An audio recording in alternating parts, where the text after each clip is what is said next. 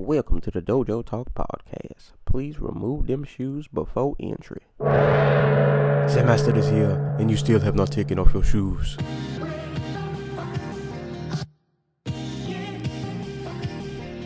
Yeah.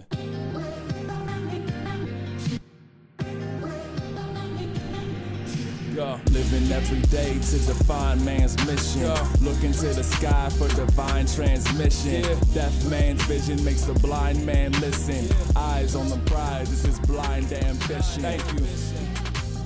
Welcome to another edition of the Dojo Talk Podcast, first podcast of 2018. I'm joined by my co-host and a 2-3 time returning guest. I got the Anti-Cool and Stokes in the building. How's everybody doing? They got me a plate of ribs and mac and cheese, so I'm happy. Let's go. I need that in my life. Before we get started, I gotta tell a quick Christmas story because I got okie doked on Christmas, really, really bad. Oh. I mean, the problem did get fixed. But in the moment that it happened, I was really hurt. And GameStop, I hated everybody at GameStop for like a whole day. So I go over to my dad's house like late Christmas Day. I get my first gift, open it up. You know, I got like some pants, some socks or whatever. And at the very bottom, I see Zelda Breath of the Wild. So I'm hype. I'm like, oh, I'm about to call out of work tomorrow because I'm just gonna go stay home and play this all day. I open up the disc. Zelda Twilight Princess is inside of this disc, inside of the case. So not only did you not get Zelda Breath of the Wild on Christmas, you also end up getting one of the worst Zelda games. Right. So I spent the next day, and luckily, my pops got it fixed. So I went to work the next day really angry. But, you know, he got me the right game. He brought it back to me. So, I ain't gonna lie to y'all. We probably could have recorded this episode earlier, but I played that game for 4 or 5 hours at a time. And it it took over my life for a little bit. But, yeah, other than that, my holidays were pretty good. New Year's weekend was actually probably one of the best New Year's weekends I've had in a long time. Because normally I have to work on New Year's, so I don't do anything. But, yeah, no complaints. You got ribs though. You're beating me out. My holiday food's gone already. I'm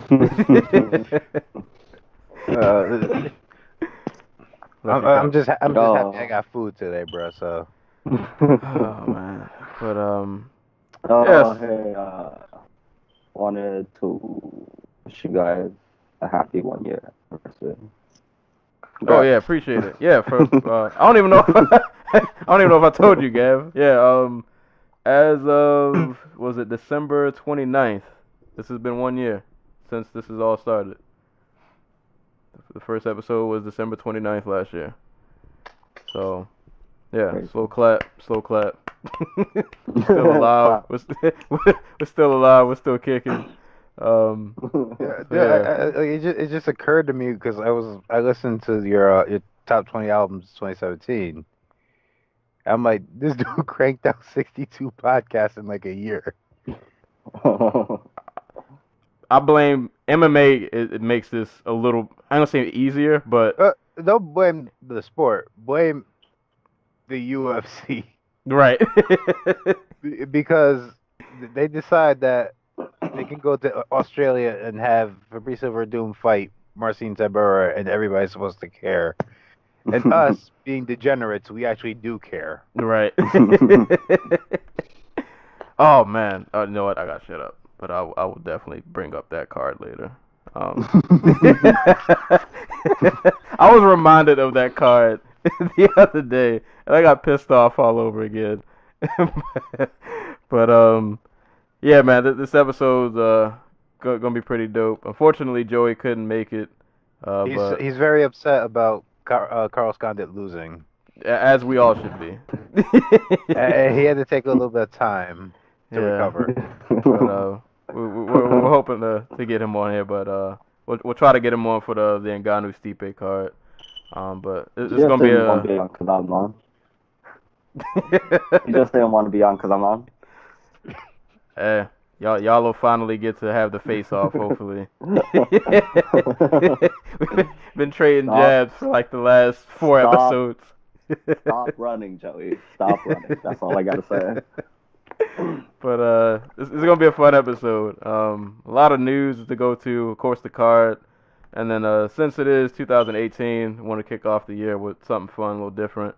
We'll do like a mini year in review. We'll hand out some awards towards the end of this episode, so you guys stick around for that. But I guess to run through this news, which there's a lot of, I don't even know which one of these I really even care to spend time on, but fight announcements that happen. Some of these you guys may care about, some you may not, but we'll run through them.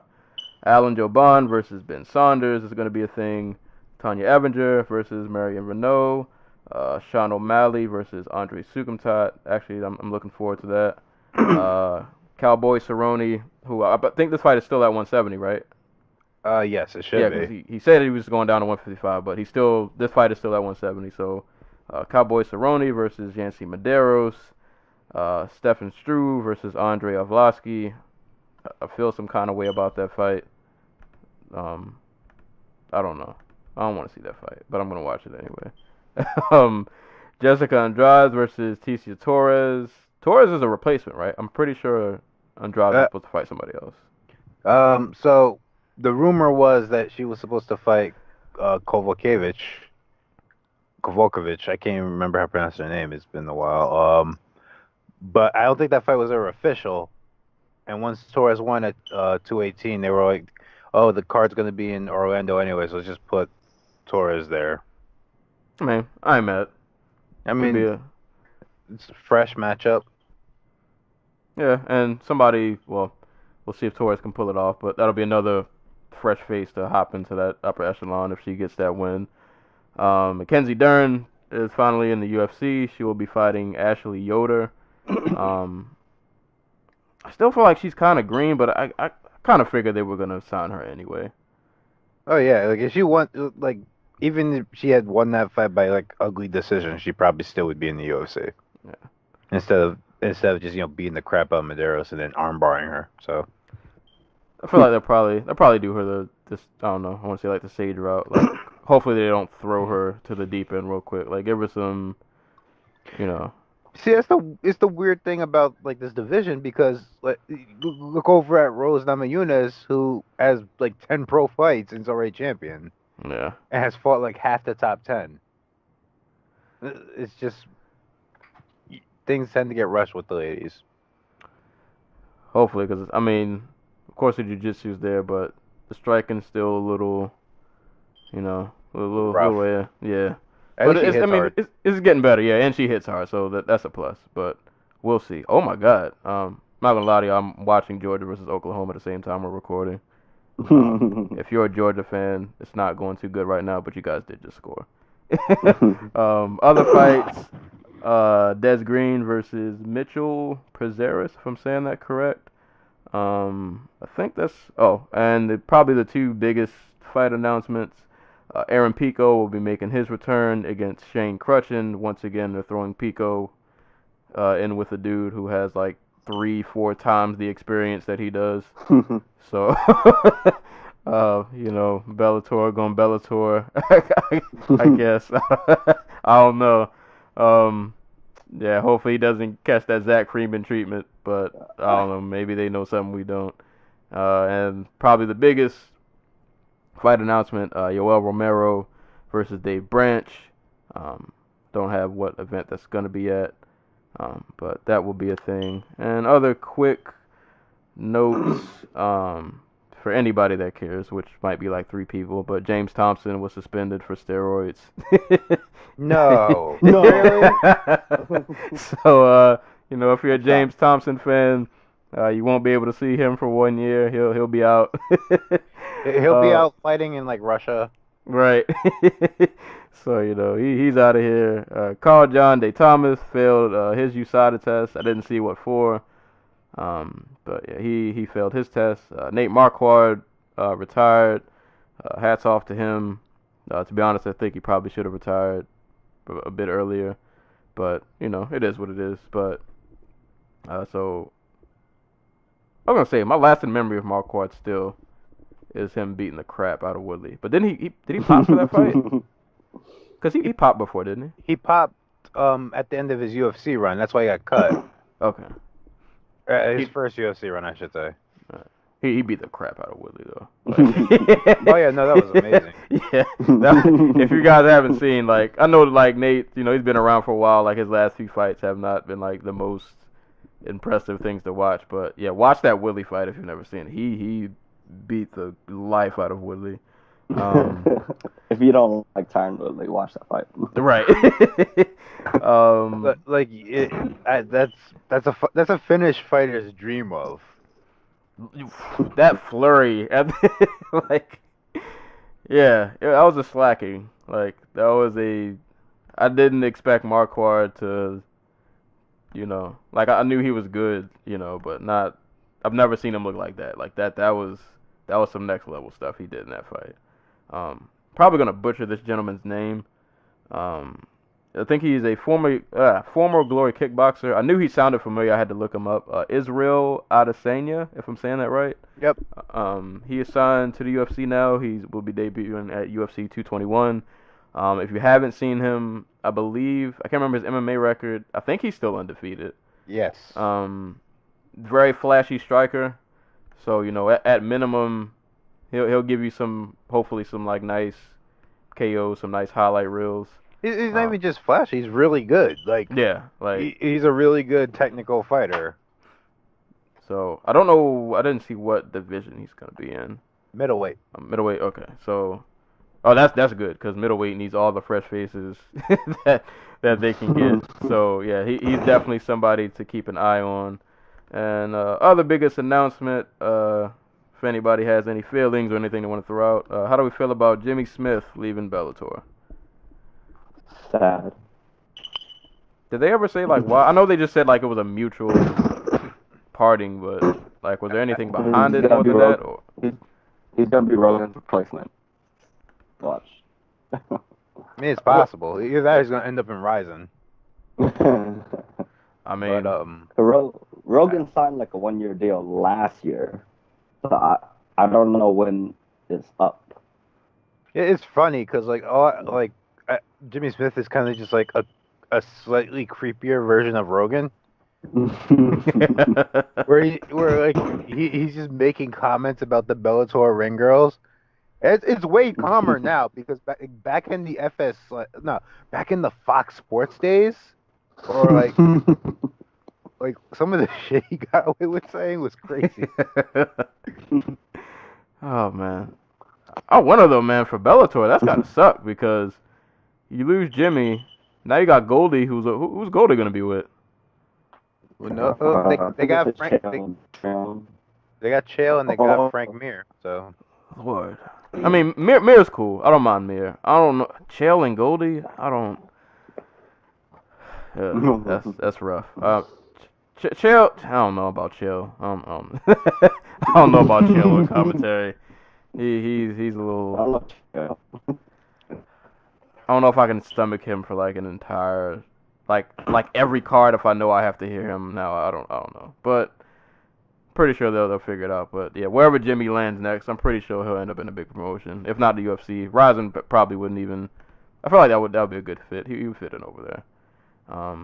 But unless you guys got anything else, that's about all the news that I can remember seeing. 1 sec.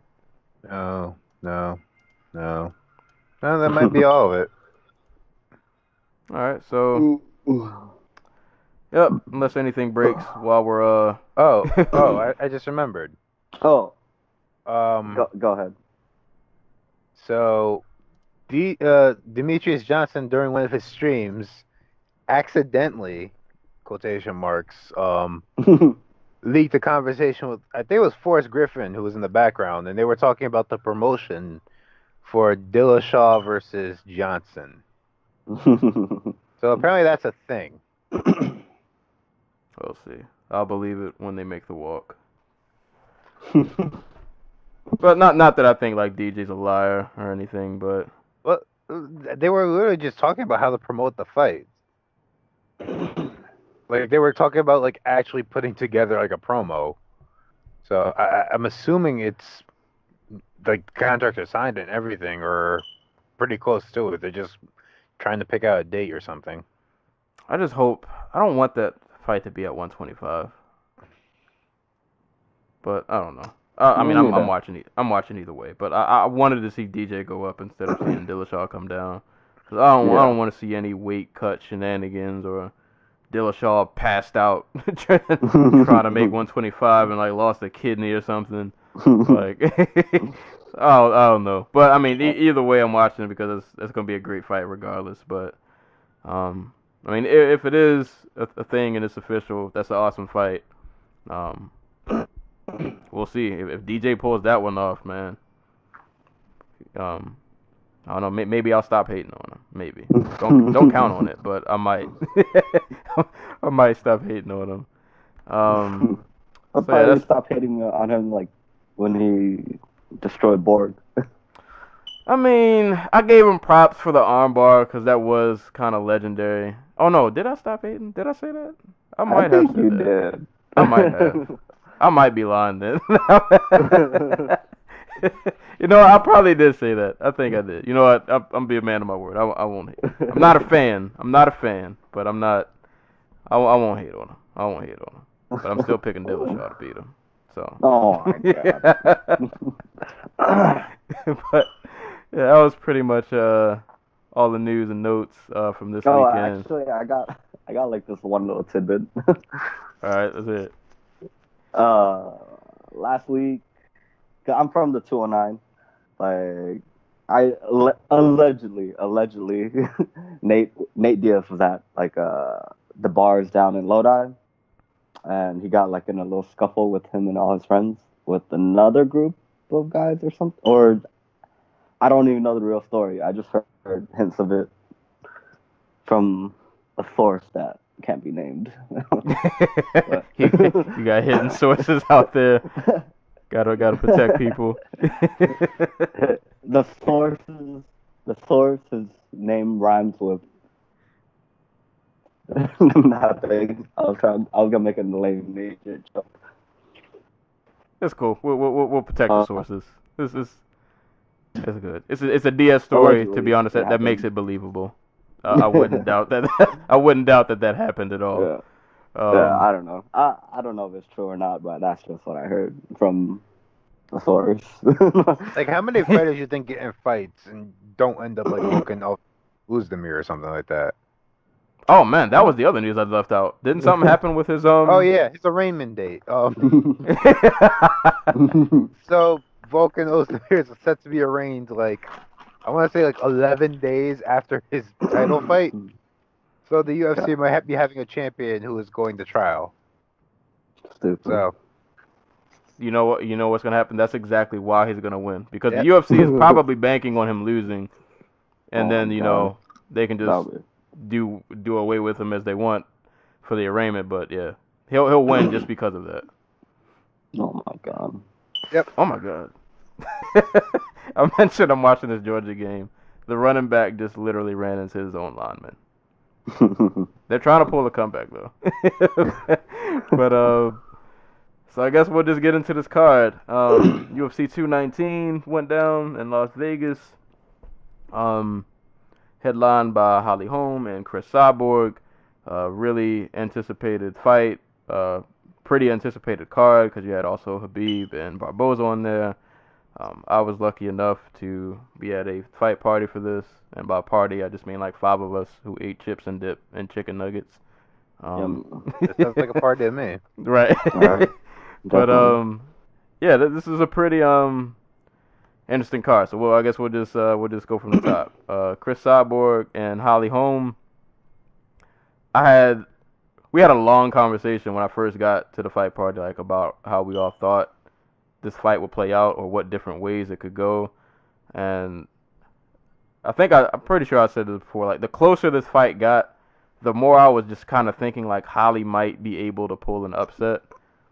And then when I got to the fight party and we started talking about it, and I was like, I don't know other than Holly landing some kind of head kick, how she really wins this. Because, you know, albeit, yes, she's a great counter striker, but I'm like, these little flurry blitzes that she does, I mean, they work against other people. I don't think Cyborg is going to fear your little blitz. And even if you do catch her with a couple of them, she's going to return fire, and she's going to hit you a lot harder than what you're hitting her.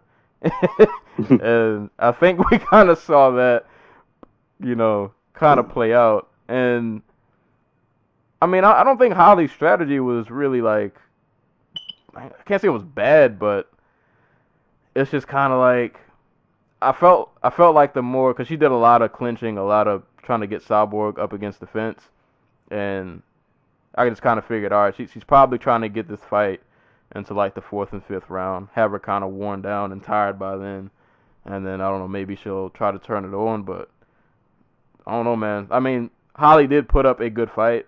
She definitely landed some good shots. Her straight left found the home a good number of times. She landed some of her flurries, but for every flurry she landed, she ate a very hard like return overhand right, or I feel like she got Superman punched at least one time in this fight. Like for all the shots that she had, like Cyborg just had something harder in return, and Cyborg just like didn't let Holly really breathe in this fight. Like she was constantly walking her down or cutting her off, getting in her face. Anytime Holly swung, it was return fire. I'm pretty sure Cyborg was hitting a lot harder.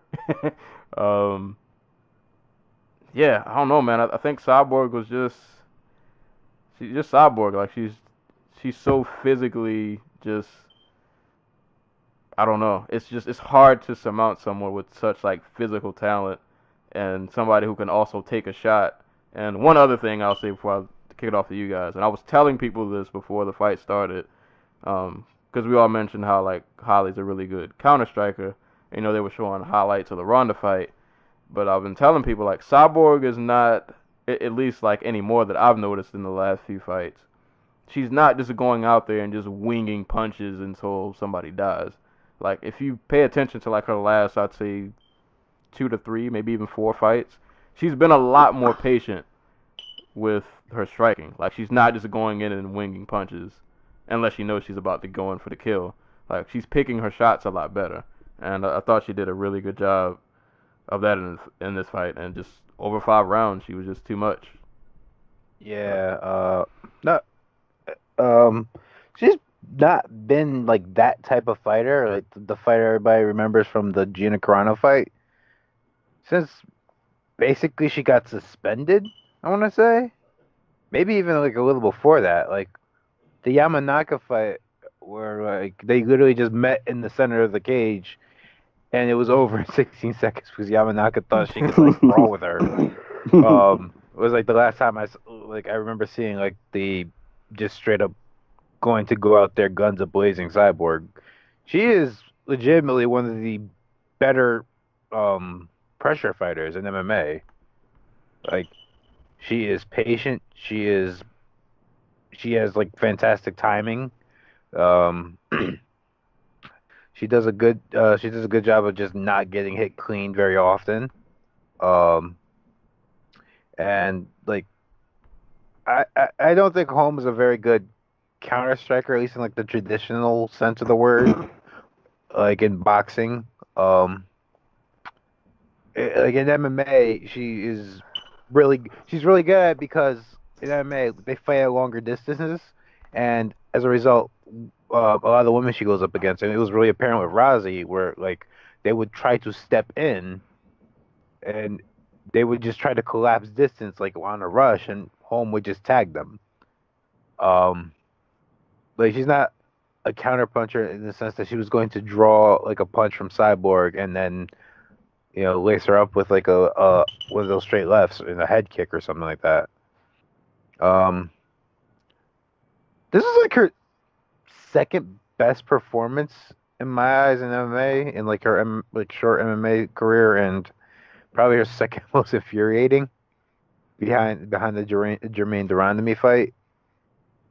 She, like, the avenues to winning this fight were available to her, Like she got we saw little bits of like her leg kicking game.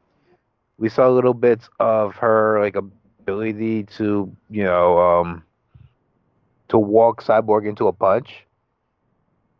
We saw a lot of her just being able to push Cyborg against the fence. Like mind you, Holm fought her entire career as a boxer at 147. Well, not her entire career. She won belts in 3 different classes, but at the end of her career, she was at 147. She wasn't like in terms of like oversized opponents. I can only think of maybe like Gina, who was anywhere near like her size. She just didn't do enough with her advantages. That's really what it comes down to. Like she had an advantage in the clinch. Cyborg basically shut down, like especially during like the first 3 to 4 rounds of that fight, where Holm would just get the double underhook and just like push her against the fence and not do anything with it. Yeah, they were just kind of hanging out, like. And like yeah, and in those situations you can go for a takedown, go for a trip, try go for the elbow over the top, go for some knees or something. But no, like I think Jackson and the team thought that Cyborg would just be tired by the 5th round, and she wasn't. Like in fact, I think she was outpacing Cyborg. I mean, outpacing Holm. So, I it's so bizarre with Holm because she could have won the Durandamy fight. She could have won. I don't know if she could have won this fight. I gave all 5 rounds to Cyborg. Like I was actually surprised. Two of the judges gave 2 rounds to Holm. I might have gave Holm. I don't remember the first or the second. One of those rounds was pretty close because neither one of them was like. I don't say it was a stalemate, but like nobody landed anything like too crazy. But like everything past the first was pretty much like one side, and especially towards like the third and fourth, like Cyborg started to pour it on a lot more. Yeah. And yeah, you could kind of tell she was just kind of taking over. I don't know, man. Holm for me, like I don't know. It's like there's no like. I feel like we say this about a lot of people. Like I don't see any like urgency when she fights, or like. Even in fights when she wins, like she doesn't like impose like her will on people. You know what it is she can't change. Like that's basically what it comes down. Like she can't change moment to moment in a fight. Like if something doesn't work, she will still continually go to it. She has 2 or 3 combinations in her arsenal that she could throw with confidence. When she's not just, spamming sidekicks, which is a thing I like. She didn't spam sidekicks in this fight. I would have liked to see more kicks to the body, but she wasn't just, like, throwing volume like she did against, like, Raquel Pennington. Here she was much more concerned about, like, movement and, staying at the very end of her reach. But, like, again, she didn't take advantage of the things she was actually doing well. Like she didn't take advantage in the clinch. She didn't take advantage in the early rounds when she was actually like you said, it was like a pretty close-ish. She had success with the leg kicks, and she just eventually just stopped throwing them. It's this weird thing with Holm where like she doesn't deviate from the game plan, even if the game plan is just like falling apart or it's not leading to her winning rounds. Yeah. For better or worse, she sticks with it. If it's winning, it works. But if it doesn't, yeah, there's no way out. And I don't know. At the end of the day, Cyborg on Cyborg. So props to Holm. Like this was not a devastating loss. I mean, it might be because. Well, that drops her to like 1-4 in her last 5 or something like that. Sound ridiculous? Yeah. But, I mean, L to Cyborg is, not many people expect you to even walk away from that fight still breathing. So, yeah. I mean, she's a fight or 2 away from fighting Nunes at right, 135 again. And, I mean, she made it it was still like a competitive fight, not in the sense that like I don't think she's really close to winning, but like she was still trying to amount an offense, and still like Cyborg had to work for it. It was just that you could kind of tell like she didn't really have much of an answer to. Once you realized the fight was going downhill, you just kind of knew she wasn't gonna win, but she was still putting forth an effort. But Yeah. yeah, just, All the people who were freaking tweeting out that Holly Holm got robbed. yeah, I don't know what fight y'all were watching. Y'all are I have no idea what fight y'all were watching. like I straight up couldn't believe my eyes. And I know fights aren't won on looks, but man, Holly was wearing it by like the fourth round. That she was looking rough. She was looking rough. Yeah, I'm glad I didn't see anything out of my timeline, but I wouldn't doubt it because Twitter is a wild place. Did you catch any of the fucking fan reaction to this fight? Oh my god. Like, I get Cyborg's like social media like personality is kind of spastic and grating at times because she likes to play the victim, and she has been victimized a lot. Like, how would you feel if your promoter, if you are a woman and your promoter is basically calling you a man? Not even like Dana White and Joe Rogan calling Cyborg a man. And now, and like we see that with like the fans now. Yeah, we see it with the. I don't think. Did either one of you see the story about the Jackson photographer? I actually just heard. I didn't see it. I saw a headline right before we started recording. Yeah, no. So he posted on Instagram making jokes about Cyborg, calling her a man. So there's that. It's almost like at this point, man, that joke's kind of old, man. Like, Alright. if y'all are at least gonna insult, people have been doing the man joke since like the start of like since she's been fighting. Like, you gotta. If you're gonna insult, do something new, man. Like the man thing, that's kind of old now. Like, we get it, we get it. Just stop. Like, I kind of don't get it because Holly Holm is jacked. Like, have you guys seen Julia Budd? Julia Budd, like, if the eye test was scientific, Julia Budd would pop every time. Oh man. But Stokes, I know you didn't. You said you didn't catch the fights, but did you see any highlights of this? Yeah. I haven't been saying anything. I have a major headache right now. We'll carry you through. We'll get you through. Keep going. I'm just gonna insert around every like 10 minutes. Yeah, this did this go up? I guess pretty much how you expected. Yeah, I picked Cyborg to win. I thought she would get the finish, but props to Holly for staying in there. Yeah, actually, that was one thing I would give Holly props for.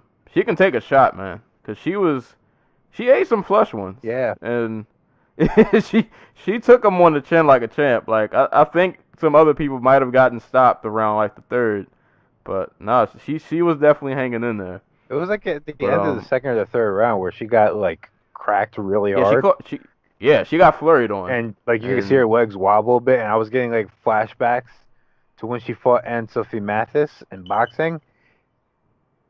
And that is legit. That's one of the worst knockouts I've ever seen in my life. It was just sad. Like, Holm is like in between the ropes, and Mathis is just beating on her face. And the only this the only thing keeping her up, and like the ref just won't call the fight. And I got flashbacks to that really quick. I'm like, goddamn. Yes, it was rough, but she took it like a champ. But shout out to Cyborg. I did see on Twitter after the fight, Megan Anderson is still trying to get that matchup. I don't know. I'm not mad at Megan. She would at least be a legit 145er. Look, I'm not picking her to win. There are only two but, fights for Cyborg at this point. It's Megan and it's Nunes. And yeah. Nunes came out and said she wanted to fight.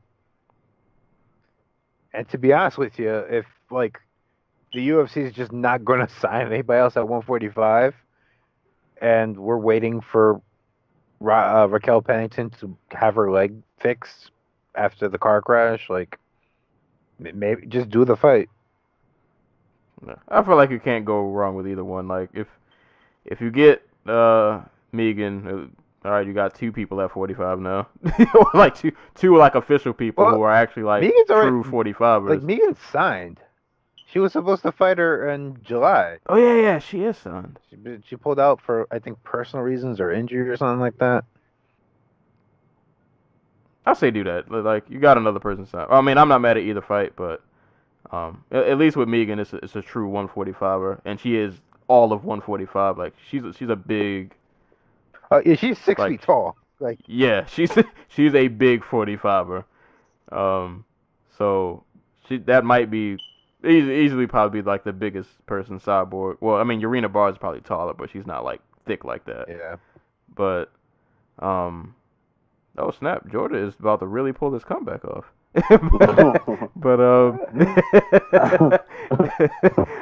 yeah, man, that fight, Cyborg going Cyborg, man. That's pretty much how that fight went. But props to Holly, she stuck in there like a champ. She still made it a competitive fight. But Cyborg walks out with a W. On to this co-main event. Lordy Lord, Khabib Nurmagomedov and Edson Barboza. So before this fight started, yeah, we all had a nice little round table at the fight party about who we were gonna pick, and I went on out. I ain't gonna say I went out on a limb, because I honestly felt this way. I was like, if Barboza can stick on the outside, pump the jab, get some leg kicks in, utilize the footwork, somehow not manage to get taken down and pummeled, which I thought he had a good chance of doing. I was like, I could see Barboza edging this fight out. Like, it wouldn't be a clear side, but maybe he'll eke out a decision.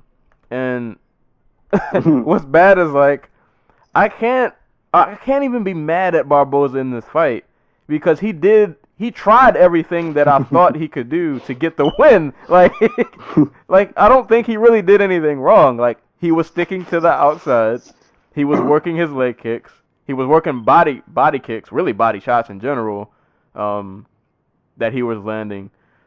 So like he got taken down, but like he was still, to me, he did what as much as you could possibly do against Khabib, and it just it didn't matter. Like, yeah. Khabib just like walked him down.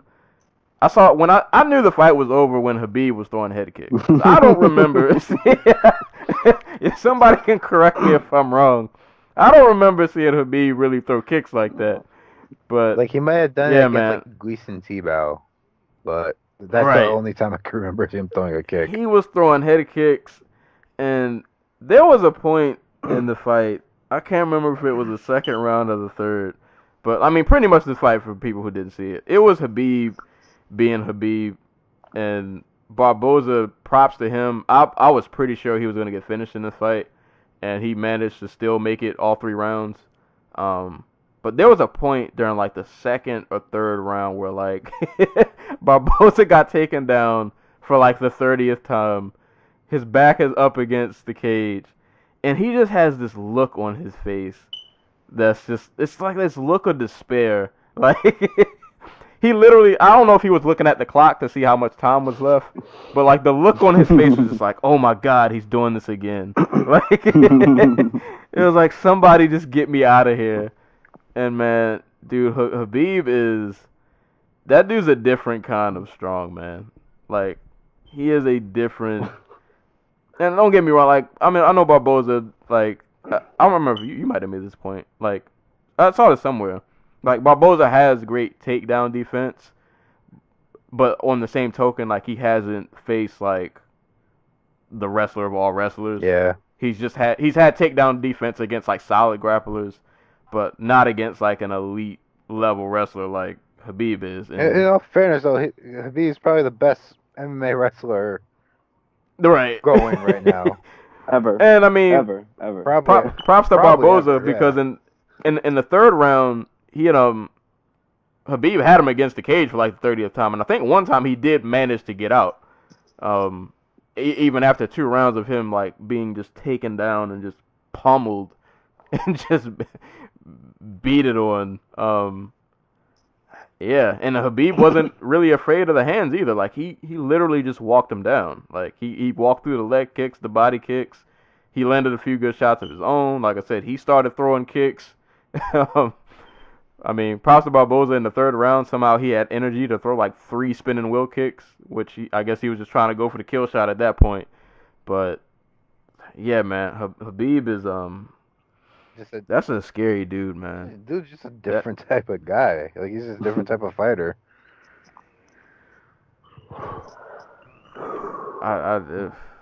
And I think I saw too. After that fight, he is I didn't see the exact odds, but he's a heavy favorite against Conor. I mean, he should be. If he wasn't already, but yeah. Yeah, it's not really much to analyze in this fight. It really isn't, because like, shouts to Barboza because he fought his ass off. He did. He really. Like anytime it was on the feet, he was throwing. He was trying anything and everything to stop him, but it just didn't work out for him. And it's wild because it's pretty safe to say, like, if you're gonna be Khabib, you can't do it by moving away from him. You gotta be on, and I don't think anybody can do that right now. The only thing, and this was obvious thinking pattern. After the second round, I pretty much knew this fight was over. Like there was no way. No way. Barboza was about to pull a comeback. But so I just immediately started envisioning him and Conor, and the only thing Khabib does that kind of worries me that he would do against Conor is, like, as much as he walked Barboza down, his head does tend to just kind of stay in a straight line, and he has little moments where he just kind of wings punches so he can get in. And Conor, is a very, very, very good counter striker, and I just don't want him to run into a left hand and that kind of be the end of it. But on the same token, oh God, this Black Panther commercial, I'm supposed to be avoiding this. I've been trying to avoid this commercial forever. But yeah, I'm like, on the same token, I'm like, I don't know, Conor might be able to just catch him on a counter of him being wild, but at the same token, man, I don't.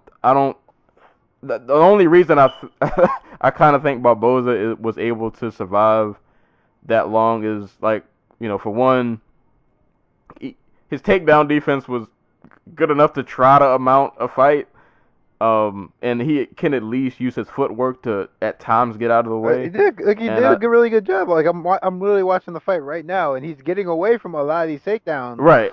He's just getting hit while he's doing it. Right. And see, with Conor, I don't think Conor has that. Like,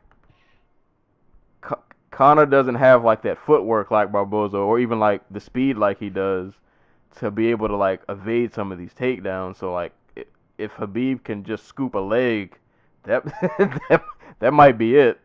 Like, that's yeah, the scary man. part. He doesn't need a leg. He just needs to grab you. Like one hand, Right. one hand will do it. Like that dude is he's a different kind of he's a different kind of human. he's not like the rest of us. That dude is scary. So I guess with this going, if not that I think it'll happen, I don't believe this fight will happen ever. Hypothetically speaking, in some alternate universe, if Conor defends his belt and this against Khabib, are we all picking Khabib? Yes, we're picking. I'm picking Tony and Khabib. Yeah, I was like 50-50 at first, But after this, yeah, I think I'm wholeheartedly 100% going with Habib. Like, he seems like he can eat a shot, and if he can eat a shot, he can get Conor, because all he needs to do is get Conor down one time, and that's it. That's over. One thing because Conor's not getting back up. One thing he has going for him on the feet, besides the fact that literally he only needs to have like one hand on you to take you down, is the thing that ends up getting most people knocked out when they face McGregor is they tend to overreach on their punches, or while they're trying to close the distance, like Aldo and Alvarez. Like, Khabib's head might not move, but his feet are under him the entire time. Like, he's never like jumping at guys. Right. So that might work for him. I don't know. Yeah, we'll see. We'll see. Conor's never, well, really, I don't consider just Conor. No, anybody who faced Habib before they fought Habib never fought anybody with that just just brute, like, grown man strength that he just has. That's Dagestani farmer strength, man. Yeah, that's a real cowboy right there. Legit.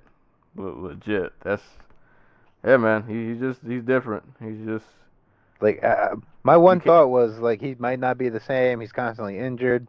The weight cut's obviously killing him. But no, he just fought through all of that like it was nothing. He was an animal. Judas an animal. So yeah, that was a co-main event. Habib just kind of manhandled Barboza, but shout outs to Barboza, man. Like that was that was a gutsy performance.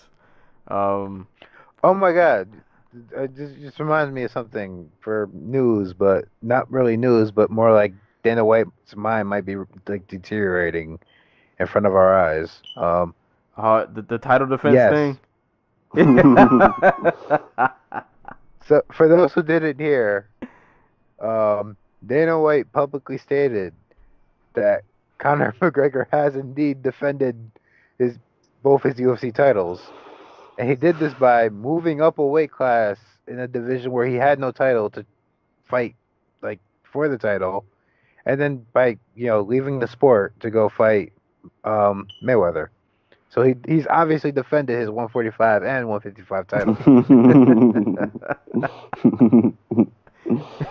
And why did my friend, shout out to my homie Davon, he was getting so salty yesterday. Anytime they showed that picture with Conor with 2 belts, he was so angry. Because it's like he never defended the 45. They stripped it from him. There's already a new 145 champ. Like, why are they still showing this picture? He doesn't have 2 belts anymore. Like, he still does. They're at his house. Right. But, oh man, yeah, Does this make does this make Floyd the linear 155 champion? He is the linear.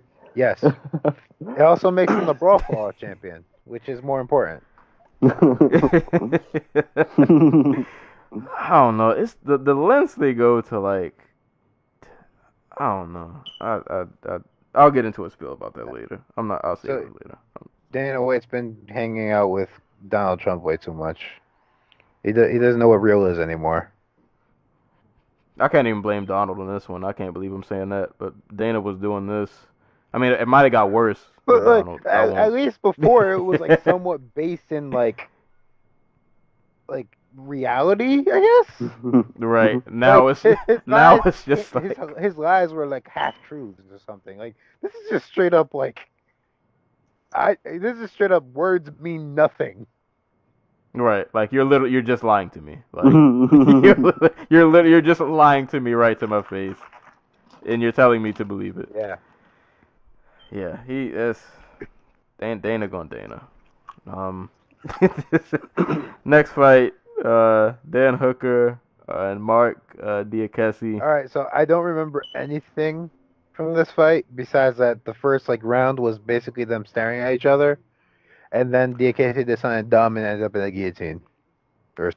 Yeah, the first round wasn't really a whole lot to write home about. Second round, I believe, Diakese started throwing some heat, but I can't remember what happened in the second round. But yeah, the third round pretty much was Casey, I think, threw like a right, and then he tried to duck in. He tried to shoot for a takedown. Left his neck out.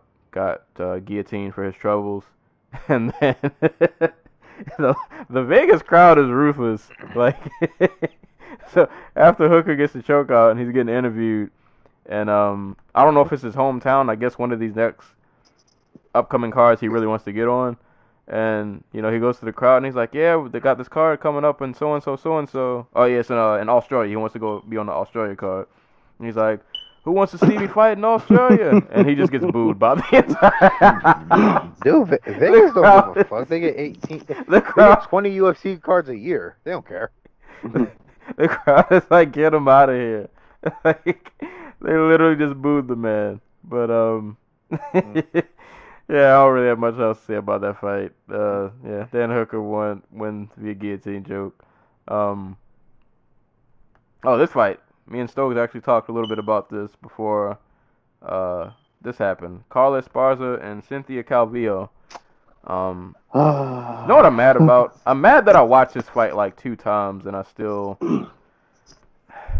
I don't even know how to...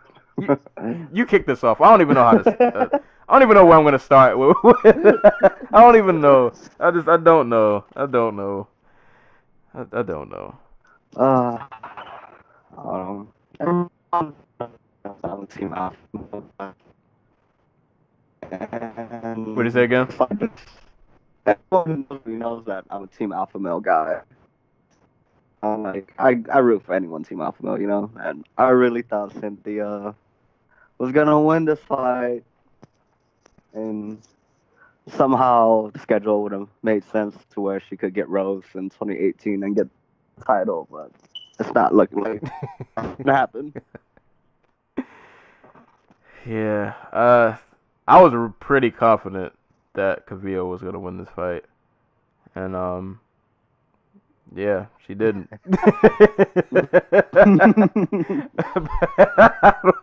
I don't even know what else to say. She looked really good in the first round. Yeah, like the first round was they stood and traded for a little bit, and then I think Calvillo got a takedown. Yep. And pretty much controlled her. Though Esparza did have a nice sweep, I think, at the end of that first round that got her back on top. But second round, I don't know. I guess it seems like the advantages that I thought Calvillo would have, she didn't really have, or they were about even. Esparza pretty much hung with her on the feet, and I mean we all know Esparza a really good grappler, so I mean I guess it wasn't surprising that she definitely held her own down there, but yeah, I don't know. It was a really close fight. Calvillo was definitely really pissed when the decision didn't go her way, because it seemed like she was 100% confident that she got the W. I don't know why. I don't know. She really, I guess you could say this for either one of them, but I don't know. They were just. I felt like they just both could have did more, but Esparza just did a little more than what Calvillo did, and then yeah, and I don't know. I was really I was actually really impressed with Esparza in this fight. No, she did really good. Actually, she was a lot better than, because I felt like I've been kind of iffy on her her last few fights, but she was game this fight. She was definitely game. 1 second. One of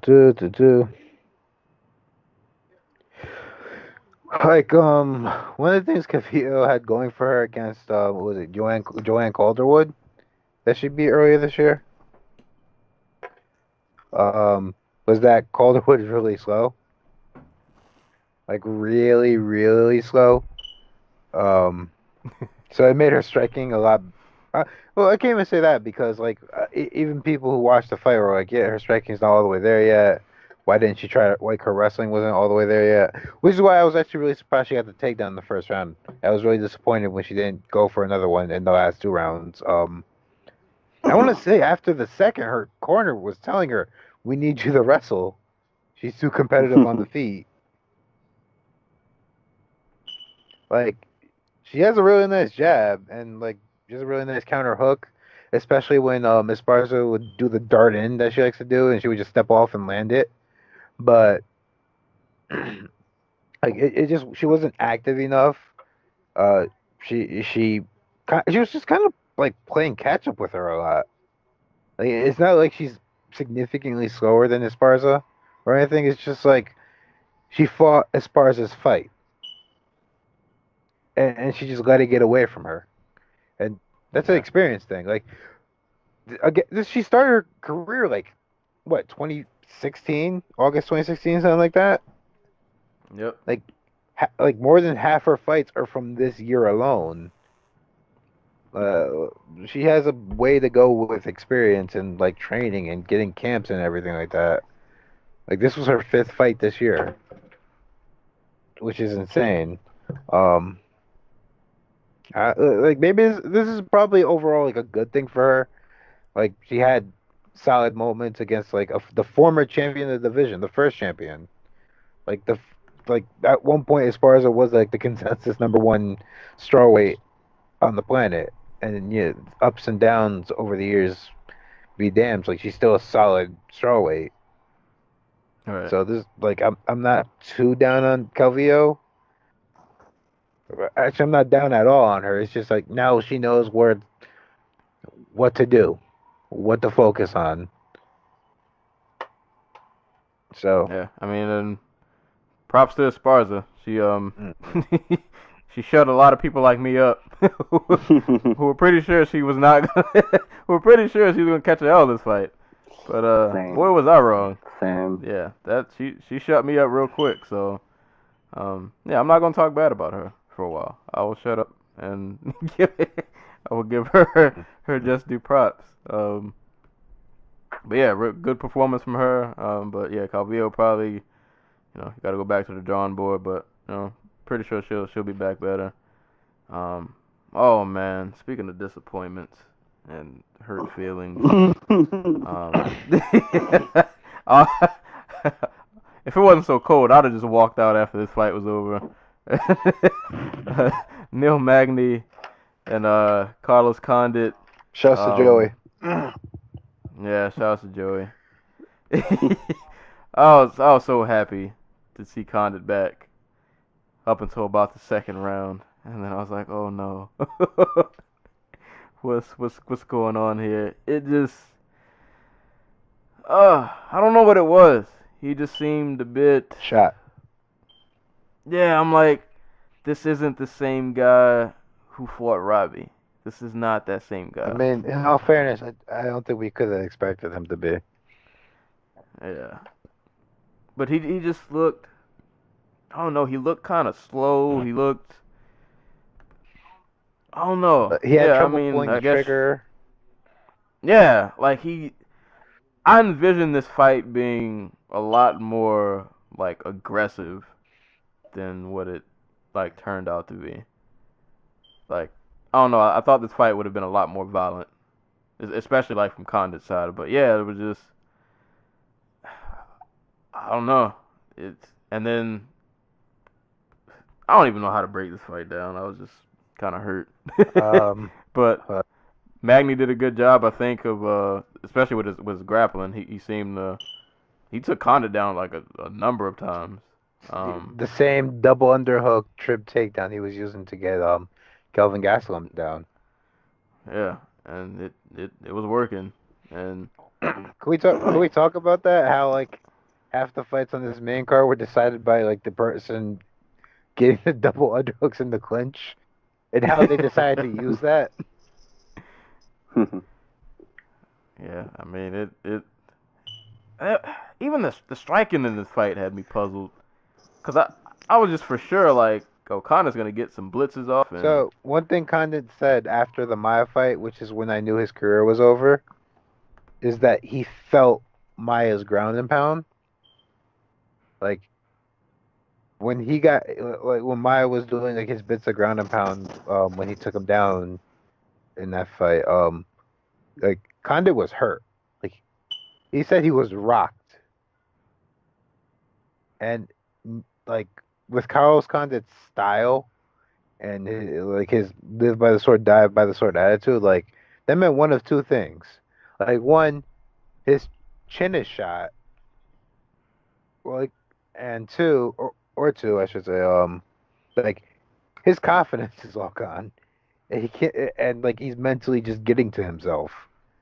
So I figured he just would not like he wouldn't show up in the way we've seen him in the past. So, and knowing Magny, who is just going to work his ass off no matter what's happening, like, I just figured there's just going to be Magny's fight. Well, that's pretty much what happened. Like, pretty much outworked him in every way. Can we talk about how Neil Magny is just making a career off of getting rid of really old, battle-worn welterweights? Like, he sent Hector Lombard and Johnny Hendricks to 185. And now Kelvin. Kelvin. Well, yeah. Well, that was Woodley. But fair enough. Okay. And now Condit's probably not coming back. I can't really blame him. Yeah, Magny's The overachiever. he is. Like he's got some good names on his resume.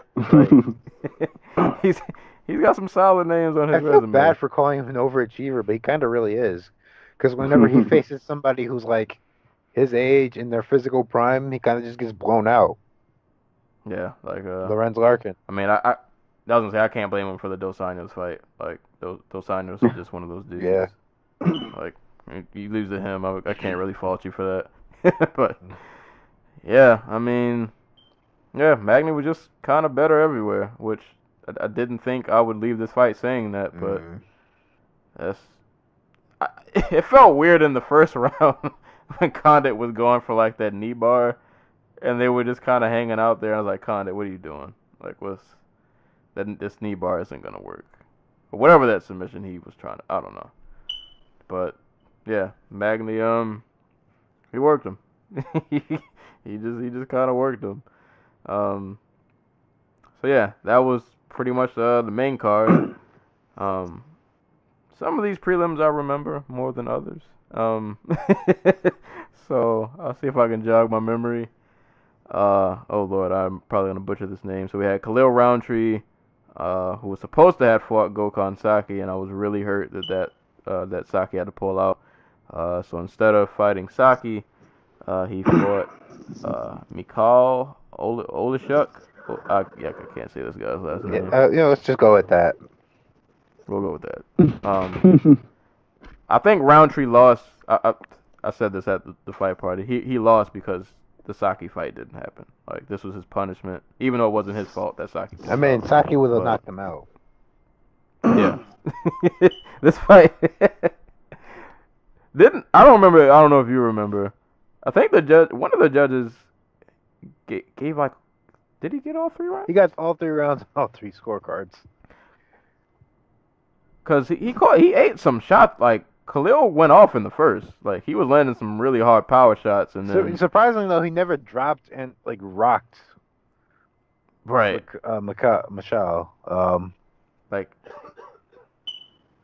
and yeah, you could kind of tell the tide was turning around. The third minute. Yeah, pretty much like that. The third minute of the fight. Yeah, because after he unleashes his arsenal, and we realize that this Michal dude seems to have a very good chin, and he can take a shot, and he wasn't really tiring out, and Khalil was just clearly gassing and breathing really hard, and yeah,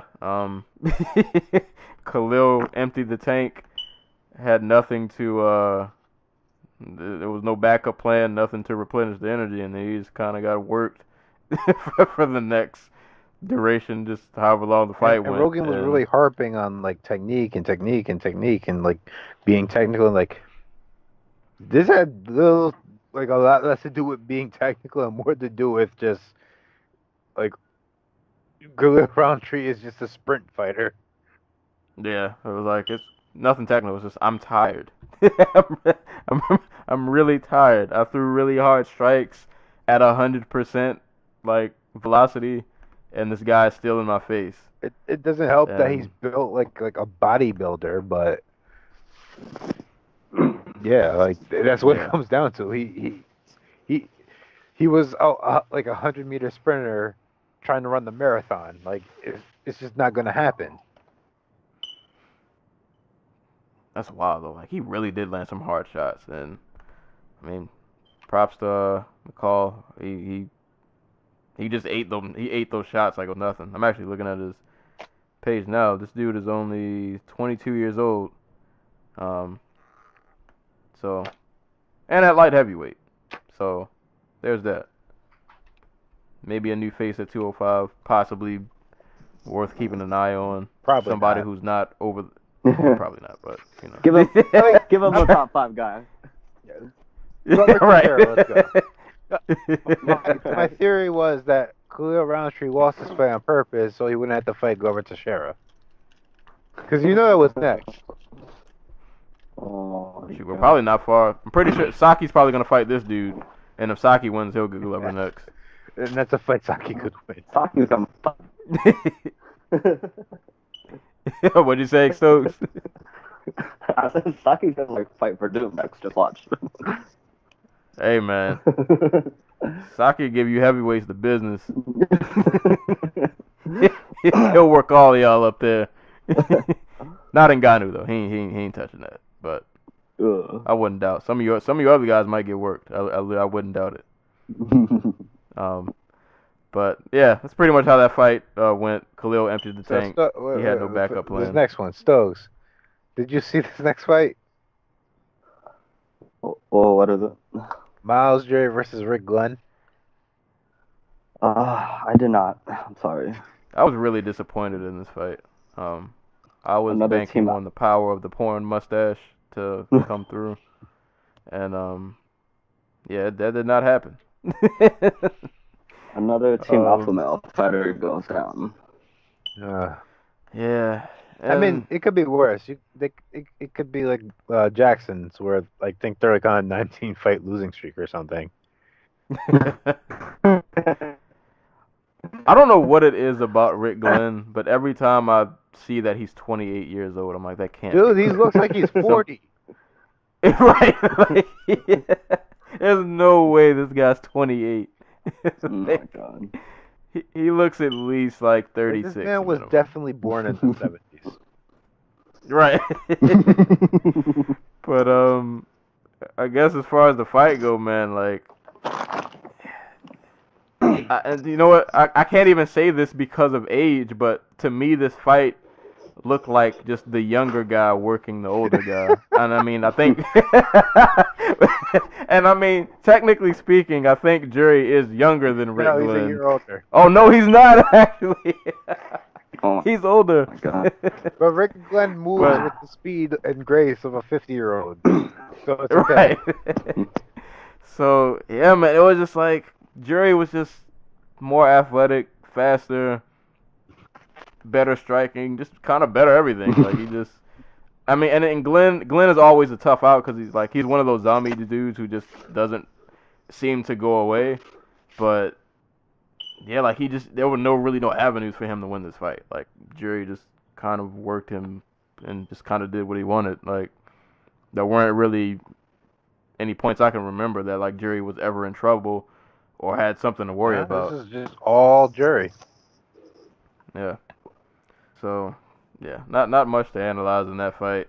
Like, Jury, like, I think they said during the broadcast that this was his return to Team Alliance. And I think before this he was at like Powerhouse with Ryan Bader and them. Or he could have been floating out in space for all I know. But I was actually really happy because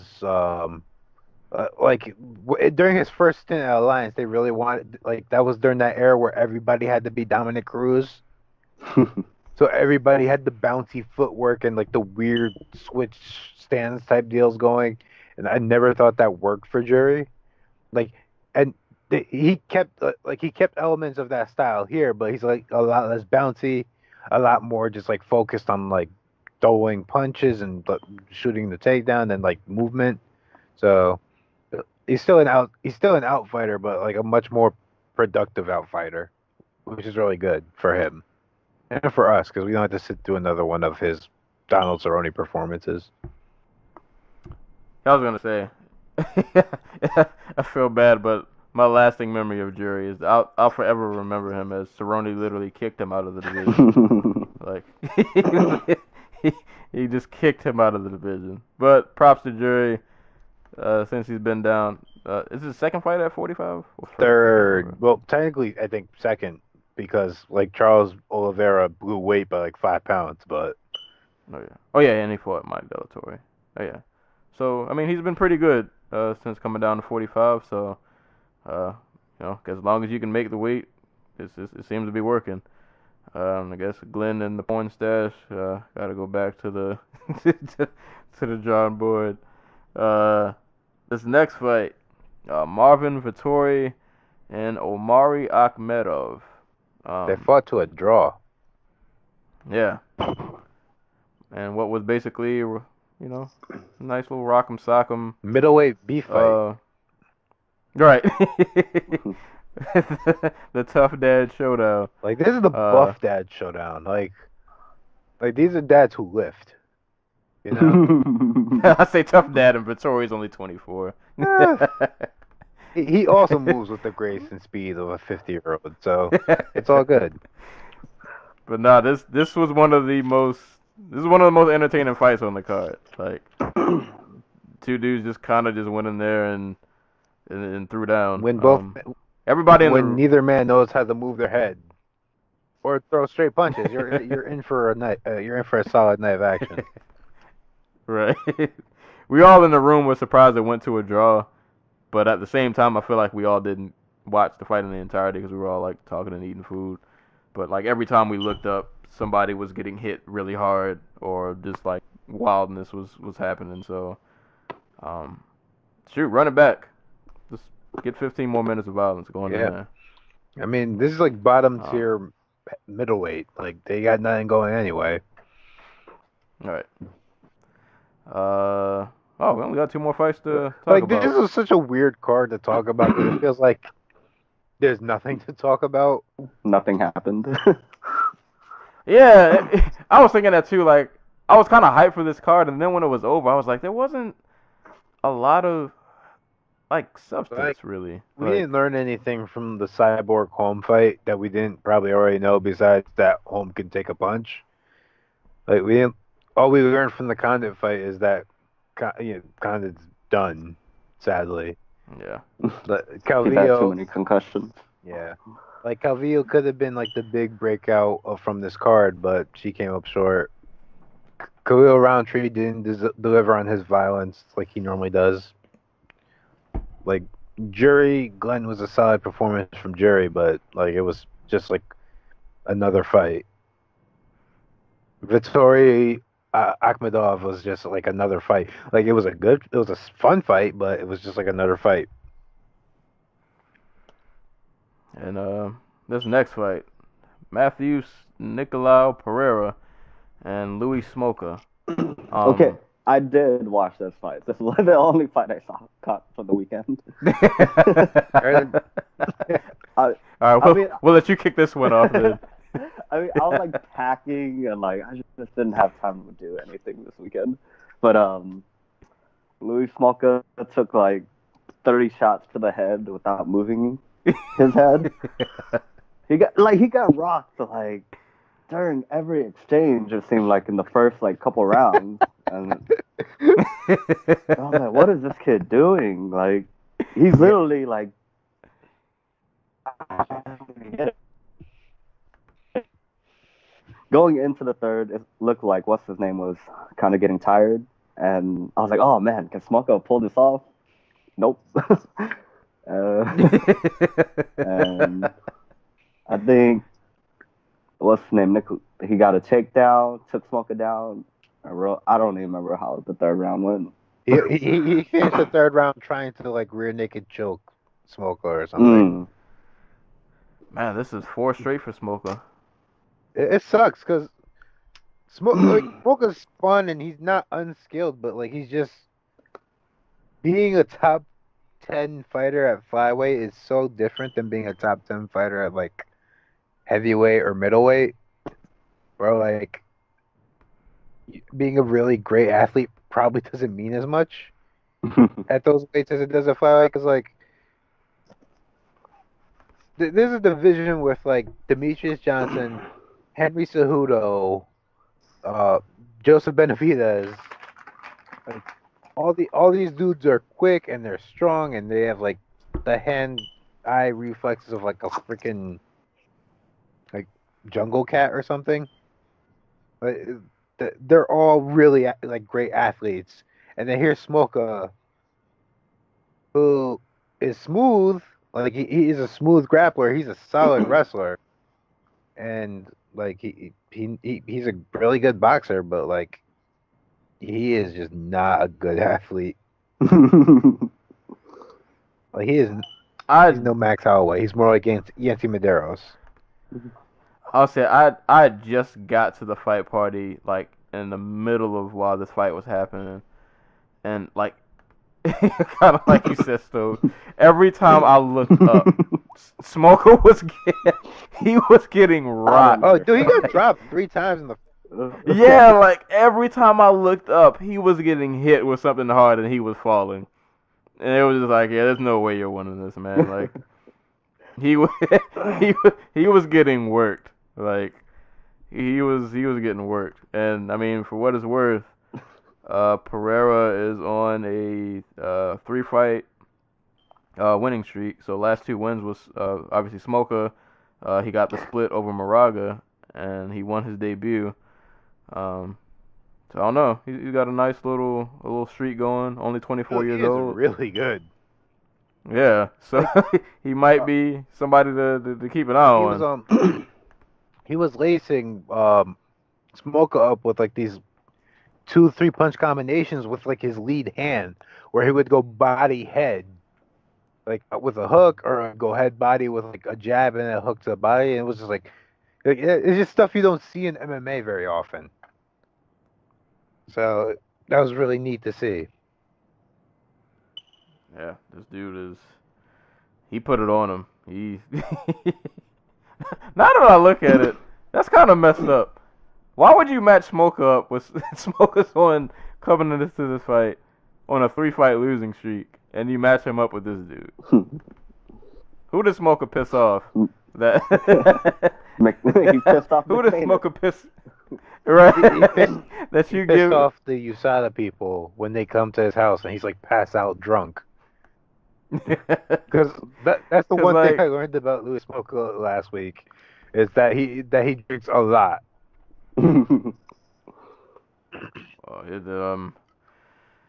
Yeah, it didn't. Yeah.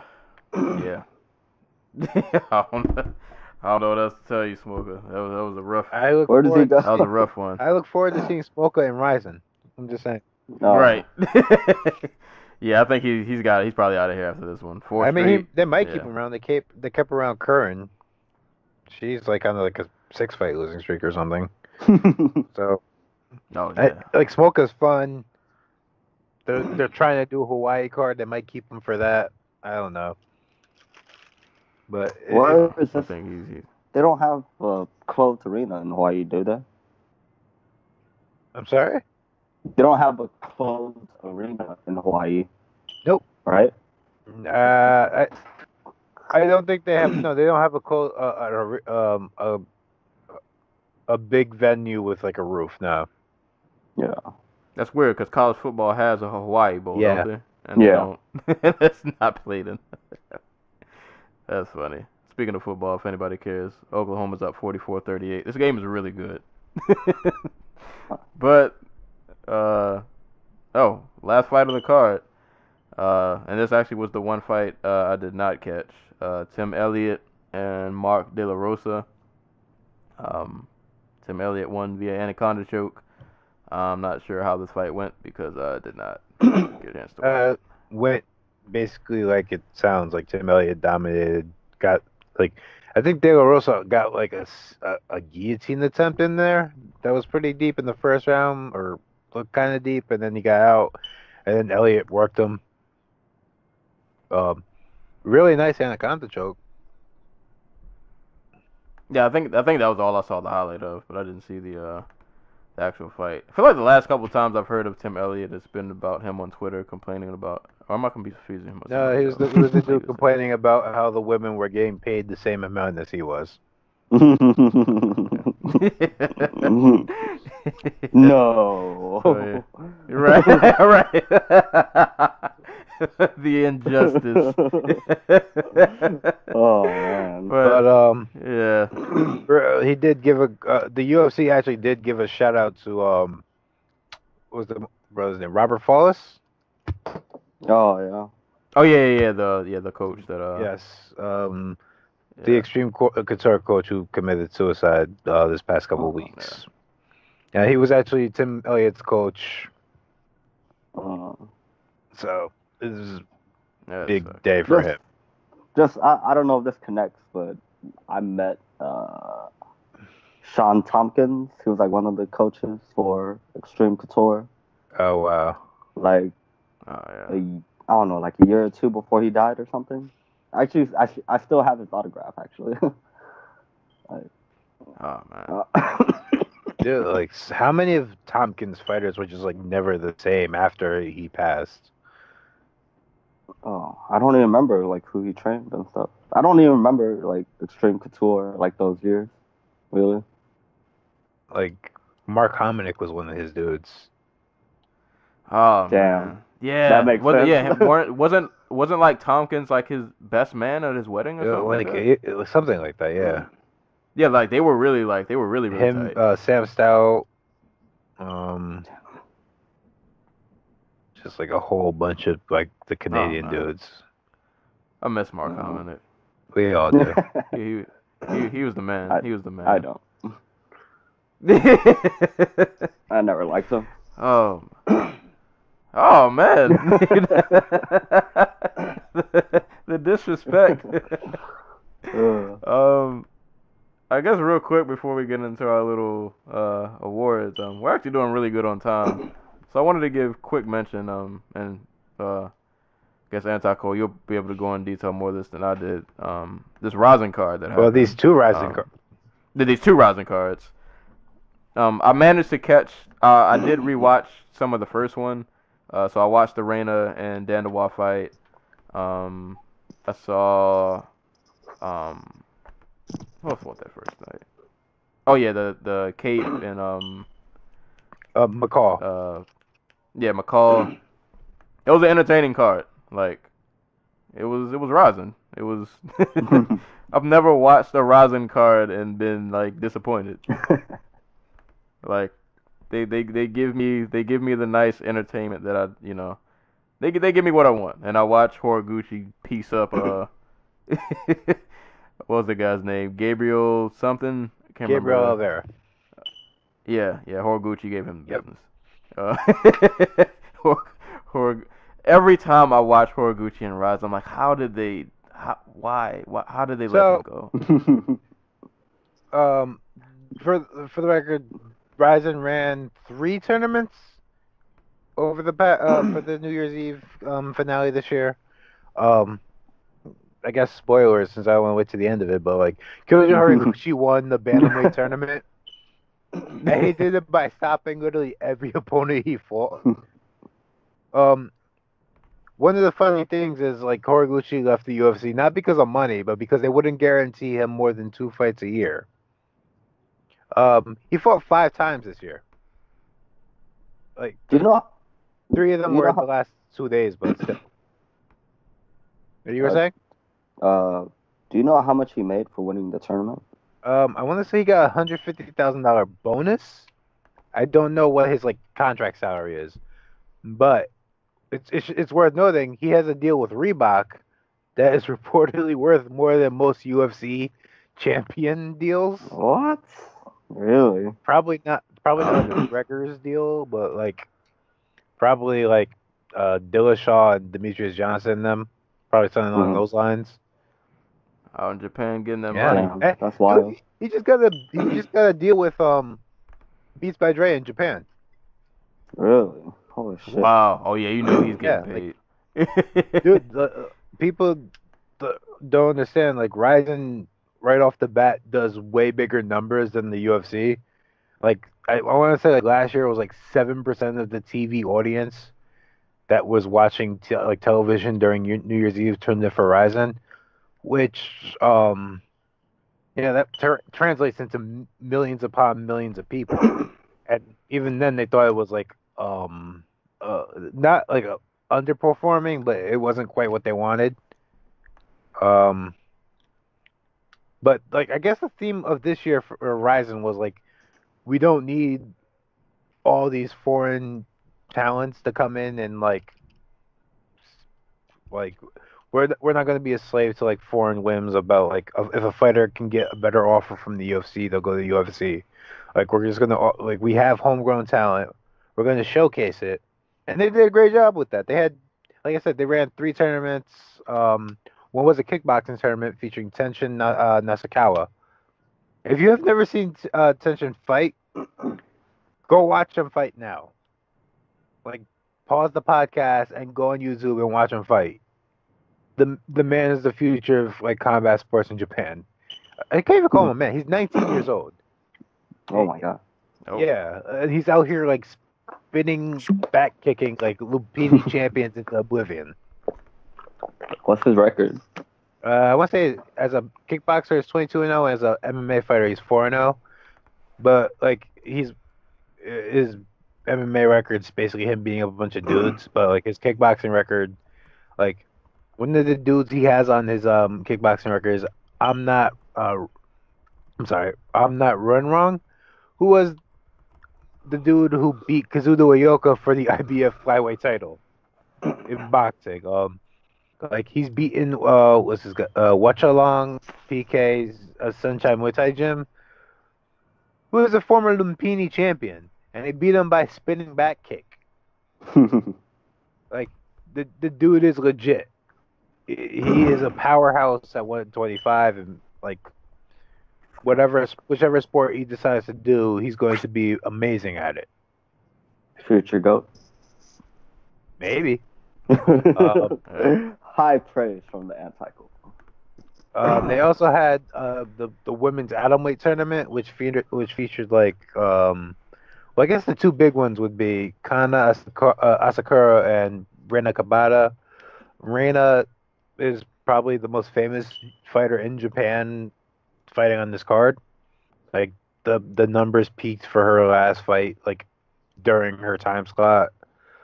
She's the one on all the TV shows, on the billboards, and like she's the one giving all the interviews to the media and stuff like that.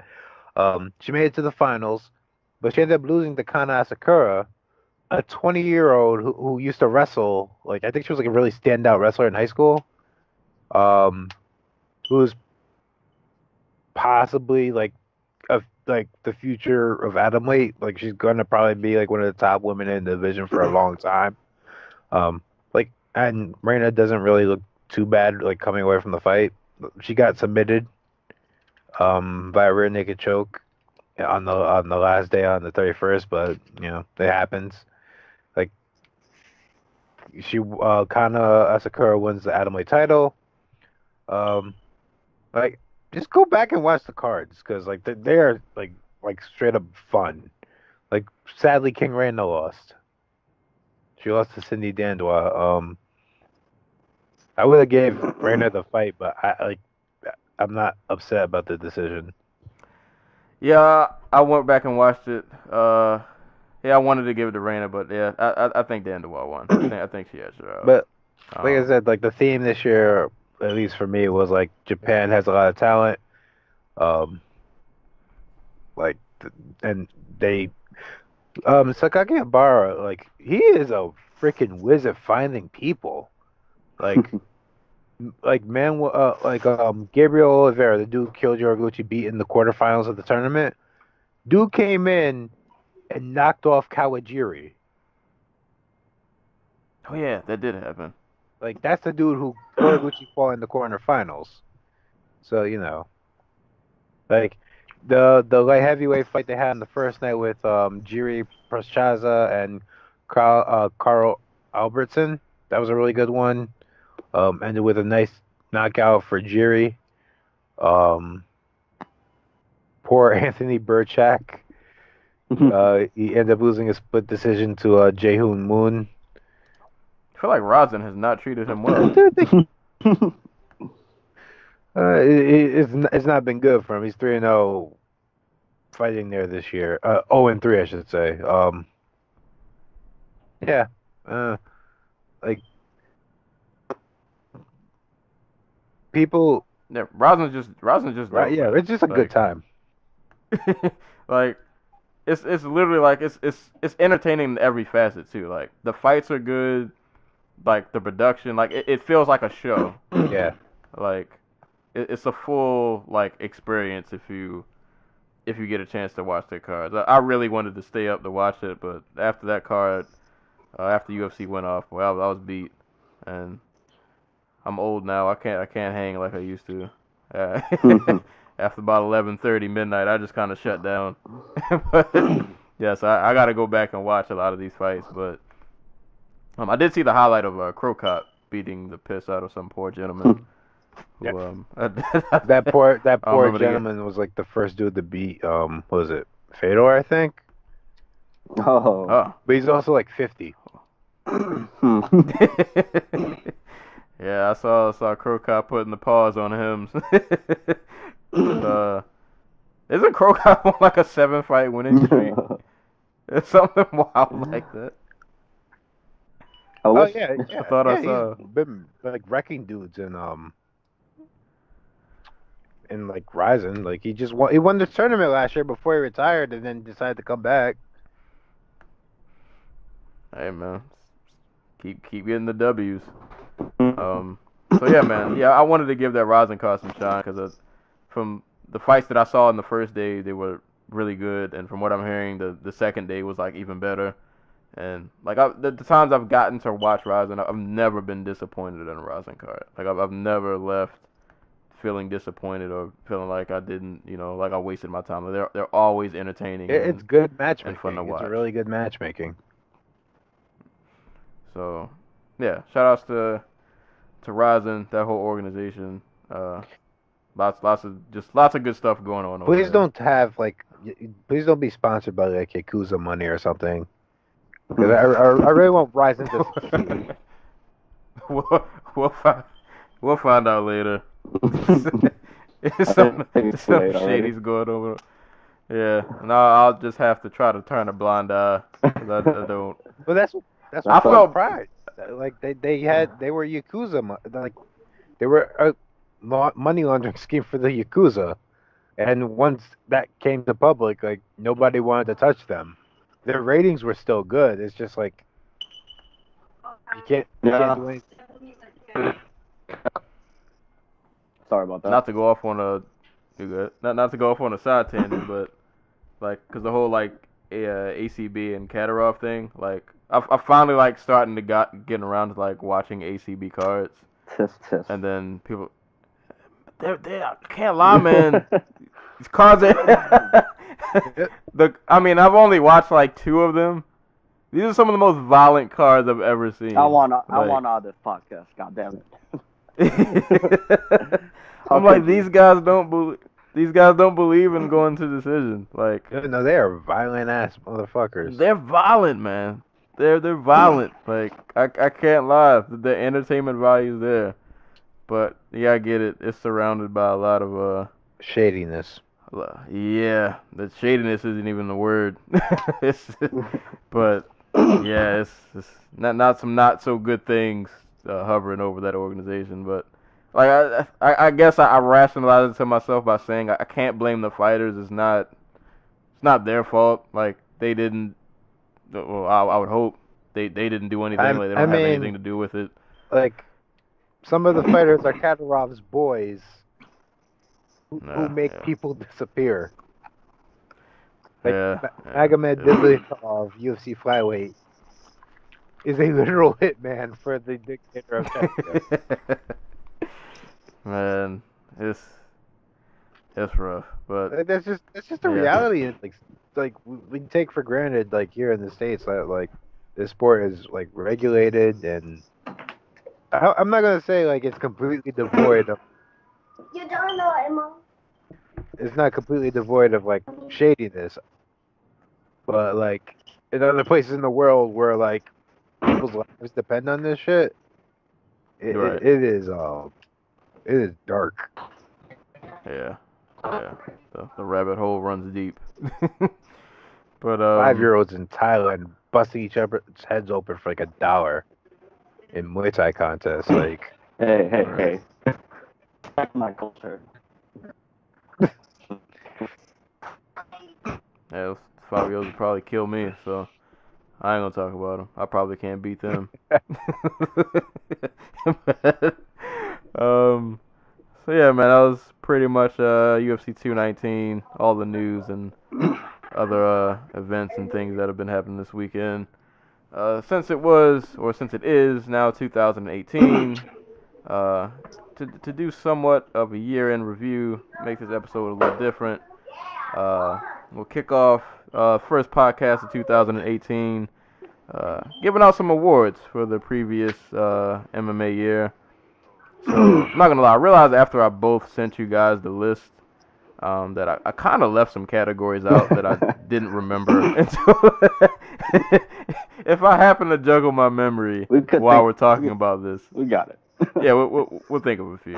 But I thought this was pretty solid. So I guess do you guys have your list in front of you, or anybody winging it? Yeah, Some of these I'll have to wing. I got my You got list in yours? front of me. I will say. I got mine somewhere. I will say the 2018 wish list and Don't Do That award just has a lot to do with Connor. All right.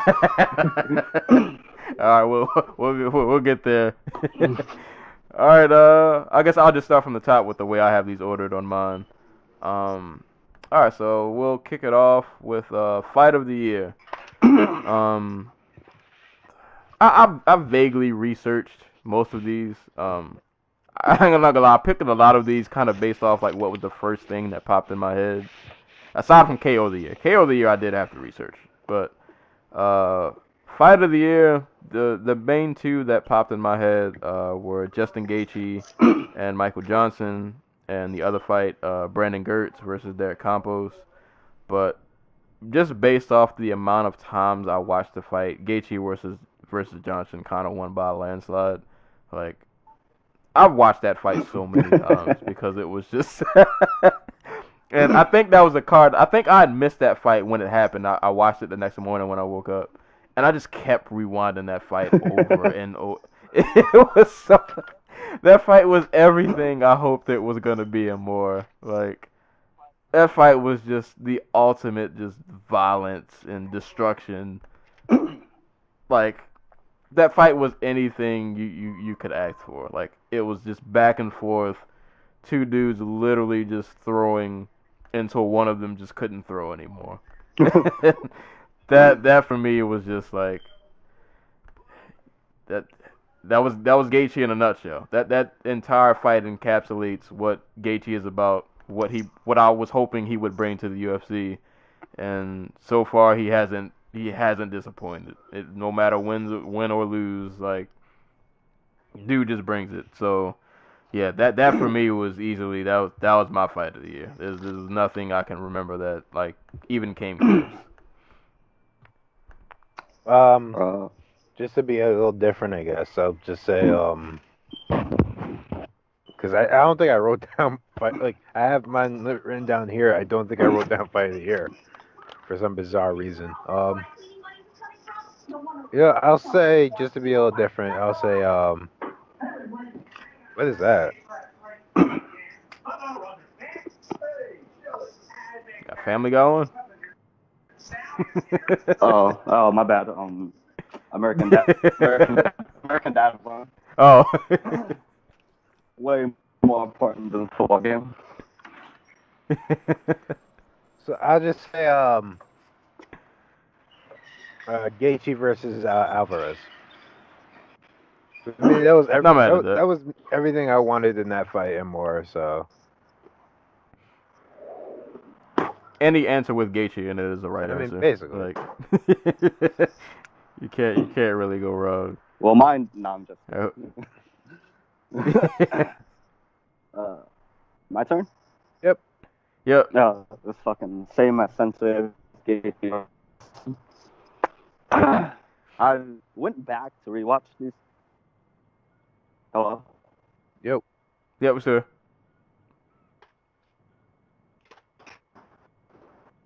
Went back to watch the UFC and Cowboy fight. Went to watch Gaethje and Eddie, and then Gaethje and Johnson.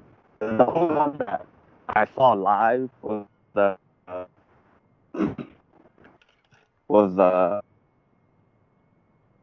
Johnson. I just remember being so hyped. Like, I was standing up the whole time, and yeah, that's the downside of the year for me. Gaethje wins. Get Gaethje with the clean sweep. Yeah. This- he's probably gonna be in this list like every year. Basically. He'll as long as he's fighting, he's probably gonna at least be an honorable mention. I don't know. I think all that damage is gonna eventually catch up to him. Probably. Almost definitely. Probably. Yeah, I would say it definitely will. But I feel like regardless, I feel like it's gonna come soon. he'll take some souls with him. He'll take some people with him. Just for the sake of having somebody whose name isn't, just Ichi on the list. Lando Venata versus Bobby Green. That's another great one, and Romero Whitaker. So.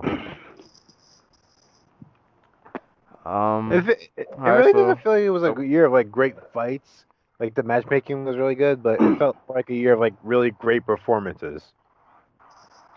And that, speaking of categories, that was one of the ones I realized I didn't put on here was performance of the year.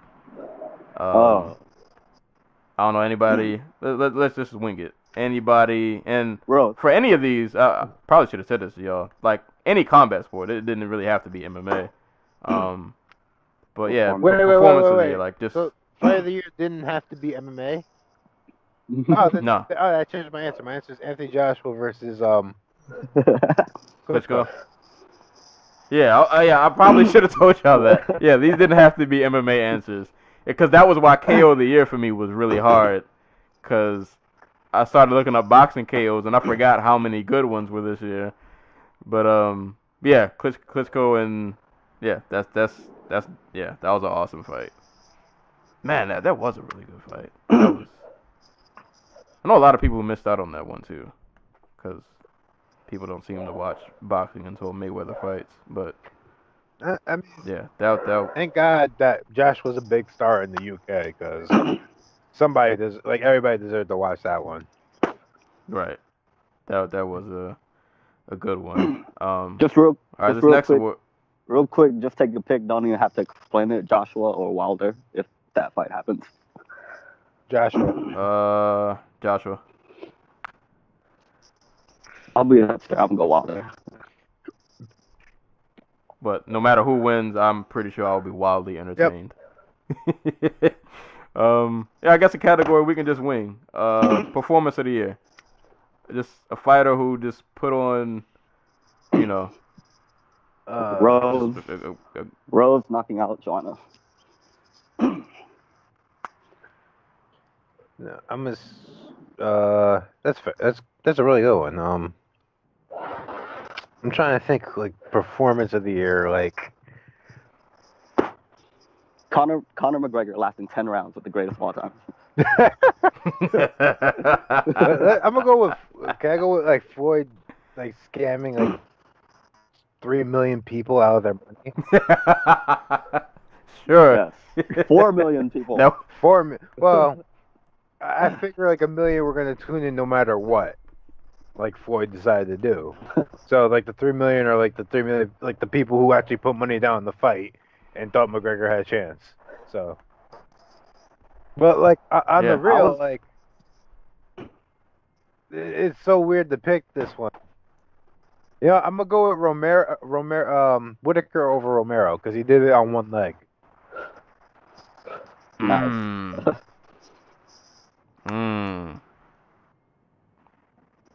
Man, I wish I would have thought of that. And I don't want to piggyback off your answer. Oh man, that's a good one. That's a real good one. Oh, mine's still gonna be crap compared to you guys. Jesus Christ. Yeah, I I'm know trying that to comment was think hard of. to beat. um.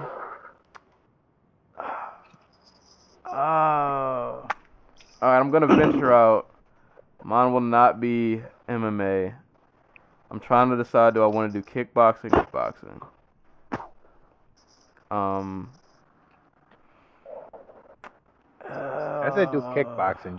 Just be out there with it. All right, Curious I'm gonna do what it is. kickboxing. I'm gonna do we'll go with Glory. I'm gonna go with Alex Pereira versus Simon Marcus, cause he boxed Marcus up, man. Like, he gave Marcus the business. I didn't think that fight was gonna be as it's pretty one-sided. That's- He really he really like outboxed Marcus in that fight, and by like the third, fourth round, like he kind of knew, like, oh snap, Marcus is really about to lose. But I would say a runner-up, really close second. Any of the Lomachenko fights that happened this year, just because we've just been seeing.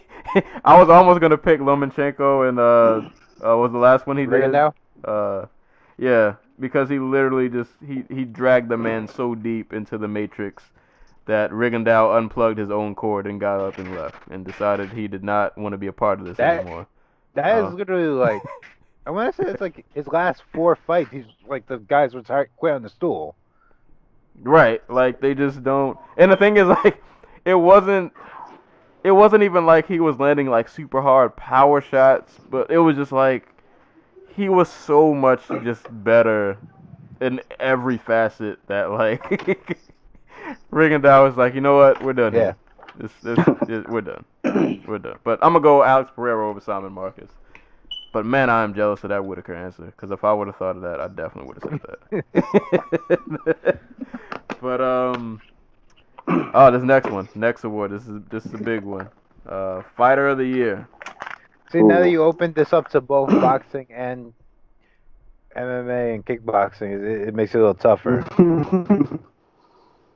I got mine. My answer stays the same. Mine stays the same. I'm not changing mine. All right, go ahead. Mine, and to purposely be a hipster, I was like, I'm not picking anybody in the UFC. So I'm gonna go over to ONE FC, and I'm gonna say Martin Nguyen. Nice. Fought 3 times in 2017. All 3 fights he won, all by KO. He flatlined Kazunori Yokota. Then he went to win his rematch against Gafarov. And keep in mind, the first time he fought Gafarov, he got submitted in like 30 seconds or something, or something like that. So he comes back in the second fight, in a fight that he was definitely kind of getting worked in. And then he ended up flatlining Gafarov with a nasty right hand. And that was for the featherweight title. Then he goes up to 155 to fight Edward Foliang. And Foliang, in the middle of throwing a spinning back kick, got caught with a right hand and just dropped like a sack of potatoes. So Martin Nguyen flatlined 3 people, left the year with 2 belts, and going for a third in 2018. And that's just a wild accomplishment. So this for me, I didn't really think about it. Like he for me was fighter of the year. Nice. That's a good one. All right, yeah, Stars can go next. My fighter of the year goes to a guy that has no professional or amateur experience, but he was able to beat what I assume is a future UFC Hall of Famer, and that person is Isaac the Shermanator Marquez. If you don't remember that name, then he is the guy who has Down syndrome. And, yeah. Beat Diego and he was Sanchez. he beat Diego Sanchez with the first round armbar, I want to say. Yeah, and that was a really touching moment for me because I have like a half brother that has Down syndrome, and I don't know, that just really touched me. So my fight of the year goes to Isaac the Sherman Marquez for beating out these social like classification of what Down syndrome are, and just living out his dream. So yeah, that's it. That's dope. That's dope. I ain't mad at that. God, for me, I guess I'm just gonna stick with Robert Whittaker. Like, he is the best middleweight on the planet. Like, he didn't get his title fight, but he beat Jacare and Romero in the same year. And how many people can say they've done that? So. And they were one-sided Yeah. fights. Well. Yeah. Yeah.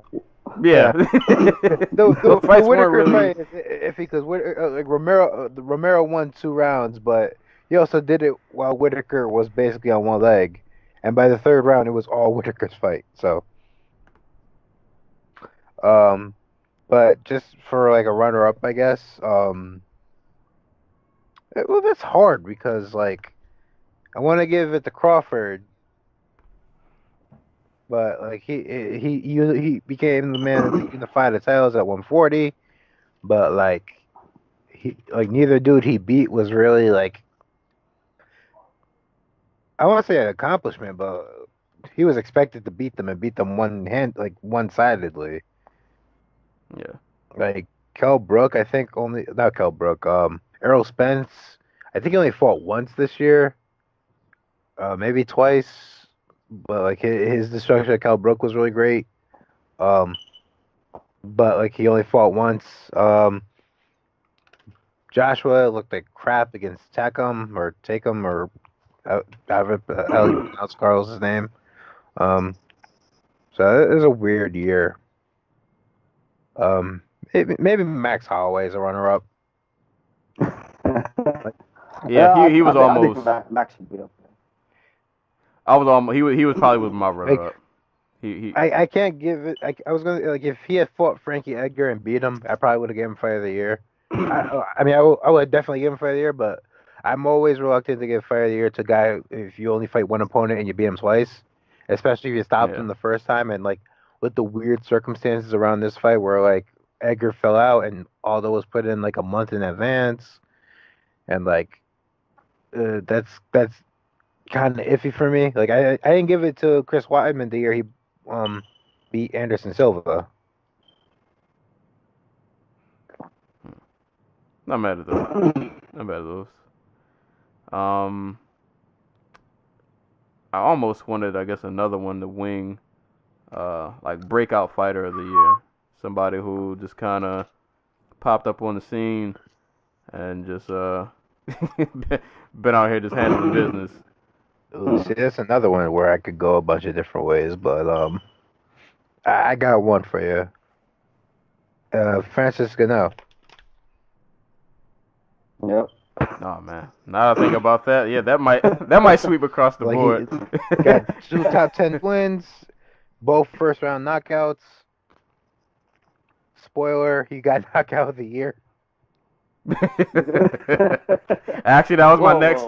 I guess we can just go on there because that was actually my next category, KO of the year. Did you guys want to give yours for breakout star of the year? Oh, breakout. Now that you said Ngannou, like, who are you gonna say? I was gonna give it to Paul Daly with the flying knee over Brendan Ward. Oh no, for breakout fighter of the year. For breakout. Oh, okay. Yeah, I guess Francis. I don't know, or Rose. I don't know. Yeah, I was gonna say Ozdemir. See, that's a really good one too. He was on my list. He was on my list, my short list for Friday. I was gonna say Ozdemir, but now that I think of like Ozdemir did finish like he got people out of there. Like He fought for like a total of 30 seconds in 1 year. Let's put it this way: like at this time last year, he was not even in the UFC, Right. and now he's like He's fighting in for a like title 19 shot. days he'll be fighting for the title. Like Yeah. that's I'll stick with Ozdemir. I'll say Ozdemir breakout fighter of the year, because he did seemingly just, at least with Ngannou, like, you just looked at Ngannou and it's like, yo, if this dude has like an ounce of talent, he's probably gonna start wrecking people because he's just freakishly athletic. With Ozdemir, like, I didn't even know who this dude was from a hole in the wall, and he just came in and just like he's just silencing people. I remember Ozdemir from like that era where like Bellator was signing literally every light heavyweight they could under Bjorn, and he was a dude who got like submitted by that guy who claimed to have the best guard in MMA. Amundsen or something. Yeah, I remember that fight. Hey, man. Oh my god. Ozdemir's come a long way. Yep. That's But that's how bad the UFC 205 division is. That some guy who got cut by Bellator is fighting for a title.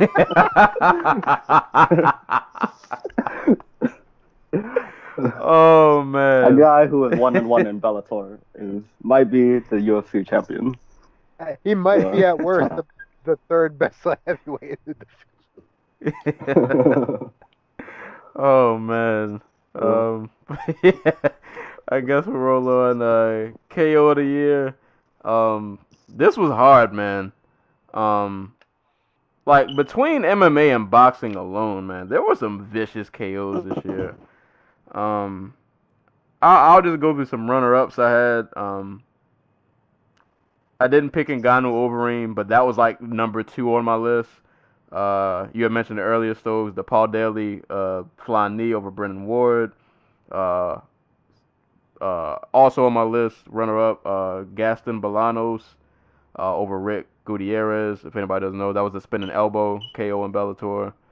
I feel like I'm forgetting. There were a lot of good KOs this year. I was reminded of the boxing KO. Was it Medina and what was the other guy's name? Porky and what's his name? Damn, was that this year or was it last year? Was that this year or last year? I thought it was this year.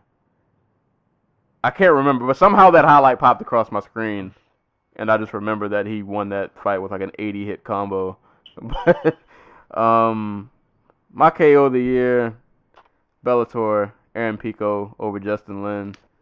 Just off of the fact that, like, he literally whipped this man's head around. Like, he caught him with a left hook. His head literally went from, like, the right side and twirled all the way into the left before he fell. Like, that was a vicious, just, like, one hit, I'm leaving, you're done, close the curtains, the show is over. Like, yeah, that was my KO of the year. That joint was just, it was so vicious. It was so vicious. I like that. Yeah, it's fair because, like you said, the dude's body went the complete opposite way of the punch. It was just so damn hard. But I'm gonna hit y'all with some of my runner-ups. So the actual KO of the year would have been John Jones versus Daniel Cormier, but that no longer happened in the eyes of the Athletic Commission. So it is no longer true. Now It that didn't I know, happen to me. yeah, DC is the greatest 205 of all time to me. yeah, he has never lost. Exactly. So I'm going to go out. Now that we can add boxing, I'm going to put a very close number 2. Sirisuke Swarungsvisai versus Roman Gonzalez. Oh. Yeah. In terms of just like who he's knocking out, how nastily he did it, like just his like Swarungsvisai's story where he was like, yeah, I used to walk 10 miles to go to work and I'd eat I have to eat garbage to survive.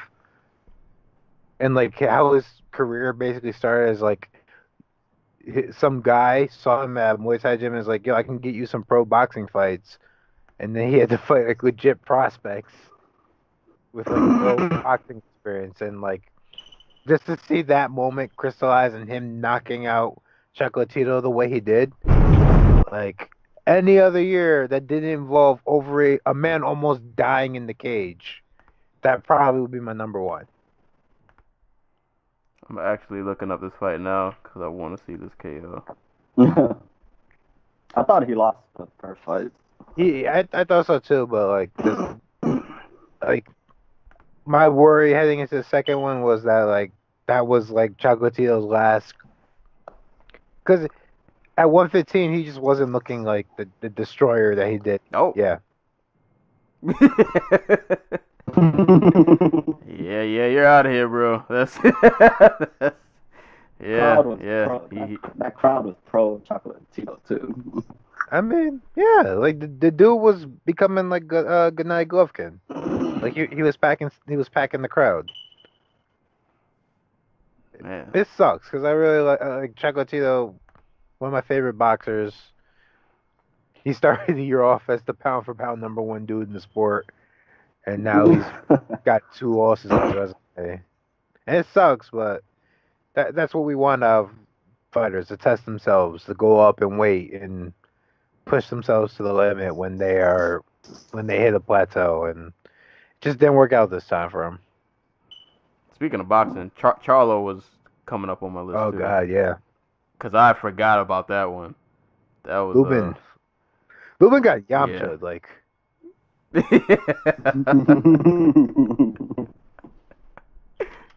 Oof. Oh man.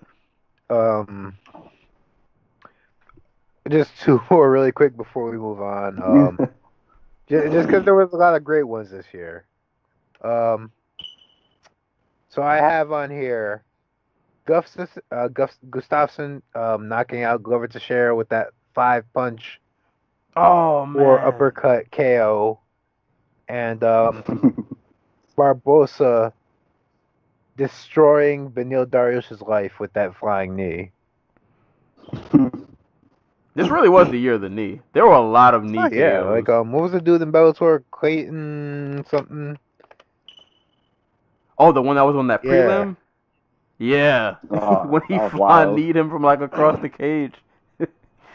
Oh man. Yeah, there were a lot of good KOs. I mean, my fight of the year, Gaethje Alvarez. Another knee.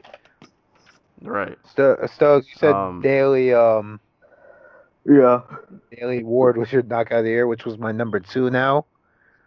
After Jones, DC got taken off the list. You got any other runner-ups? I was gonna say that Barbosa one, but then you named it. No, I can't think of anything right now. Just a quick update, man. This college football game is a classic. 48-48. Not a lot of defense, but second overtime. Nice. This next category. I don't want to turn it on. Georgia, I think, just won. Nice. I think this is over. But this next category, this is the only one out of. Oh yeah, Baker Mayfield got his head hanging. Oh yeah, they just lost. So Georgia.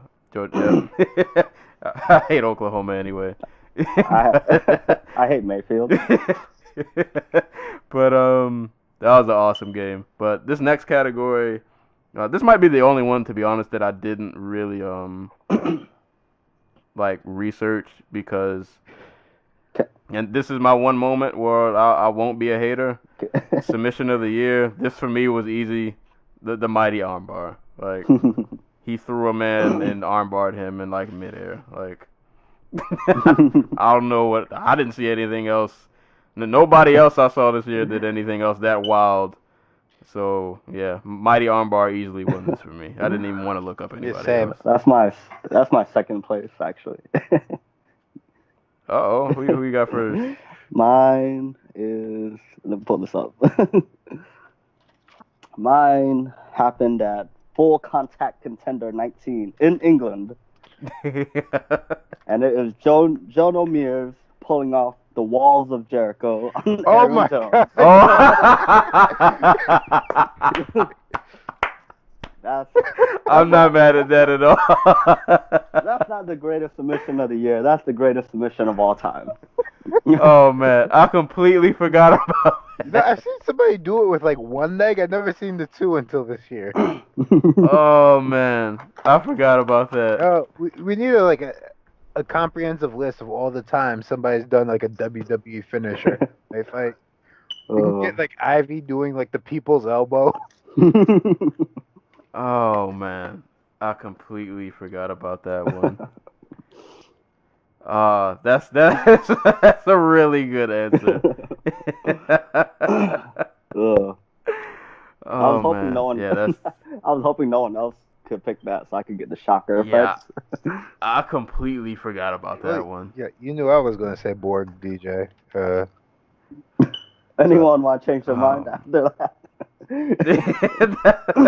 Oh, that's up there. That is because either of those KOs we're probably not gonna see again. But you're never gonna see the Boston Crab. That's never happening again. Like, there's no chance nobody's getting caught in that. Like, Just to be like a tiny bit hipster myself, I got 3 here from Russia. If y'all want to hear them. Oh my god. all right, let's go. Let's give the Russians some shout. No, this one's a Brazilian. Remember Diego Brandao? Yeah. Oh yeah, he did.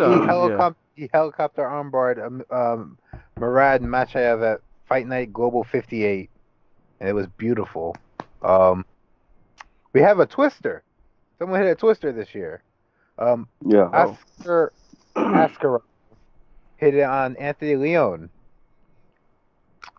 and Wasn't Leon in he Bellator? was. No, he wasn't. That tends to happen to guys like that. And then and last one from Russia, Ali Bagov hit what I'm going to call a reverse triangle or like a reverse go-go plata on Bubba Jenkins. Oh man, Bubba. ACB 58 as well. So Poor this was Bubba. low-key like a really bizarre year for subs. Like John Fitch hit a bulldog choke. Who was the other one? Oh, Olenek hitting the reverse Ezekiel choke. Oh yeah. Wasn't that why he was standing up? What? Didn't somebody get like rear naked choked, but they were still standing on their feet? Oh, it was a bulldog choke. Yeah. That That's was. John Fitch. Oh man, yeah, there were a lot of good subs this year. I didn't even remember like half of those. Oh man, I got that Boston Crab. That's. That is legendary. All right, continuing down. We're not too far from the fun ones. All right, so we got comeback of the year. And I meant this as like comeback. I should have specified, but I meant comeback as as in like guy was losing and then he came back and pulled it off. I only had 2 fights that even came to mind. My runner-up was Uriah Hall and Christoph Jocko, in which Uriah Hall got abused really bad in that first round and found second life. And in the second round, it ended up getting a KO. But this has to go to Darren Elkins and Masad Bezek. Like, this has to go to that. Like, if anybody didn't watch this fight, Darren was getting, when I say he was getting beat, like, he was getting beat on in this fight. Like, it was bad. It was really, like really bad. 2 10-8's bad. Right. Like, there was no possible way he was going to win this fight. And dude just out of nowhere, like, I think he had Bektik up against the cage. He landed some shots that I guess were a lot harder than what I thought they were. Bektik got up and it was wobbly, and then he dropped them, and that was it. And that's one of the craziest moments I've ever seen, like, ever. That's the moment that just sold me on Darren Elkins forever. Dude's game. I'm not gonna lie, I used to make fun of him once upon a time. have you seen this tattoo? Yeah, man, I used to rag on him.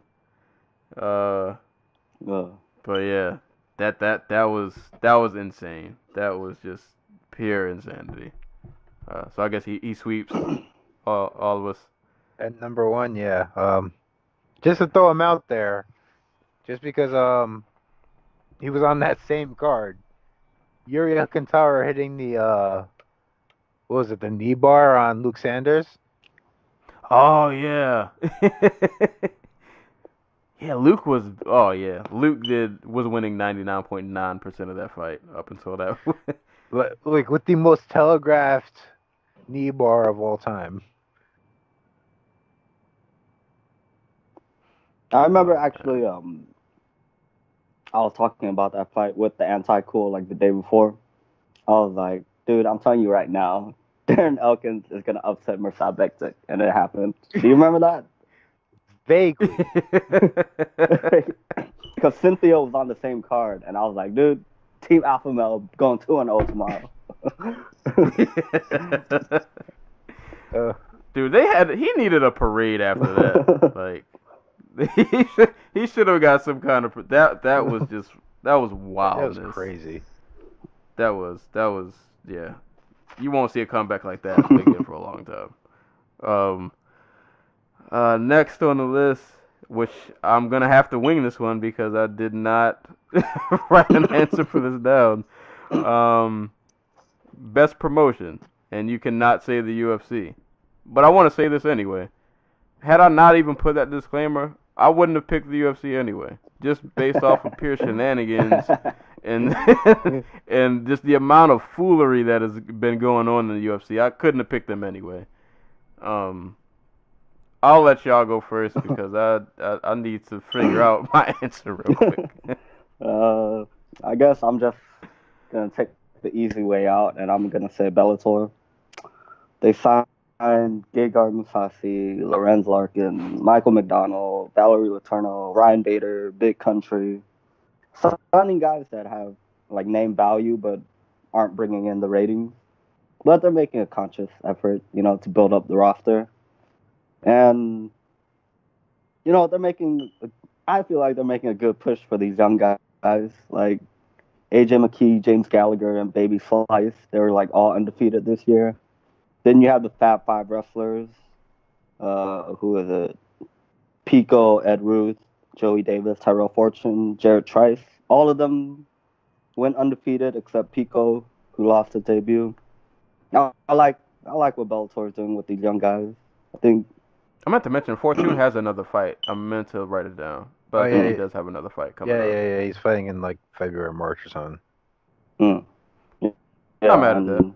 I like that too. Like as much as we poke fun at Bellator, they have been doing like a conscious effort to.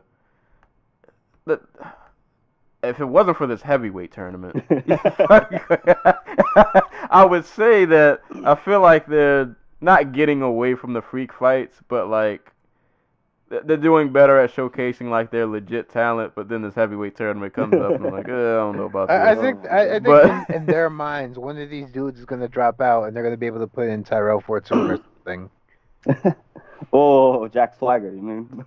Oh, my bad. right. Oh yeah, I forgot the biggest signing of the year, Jack Swagger.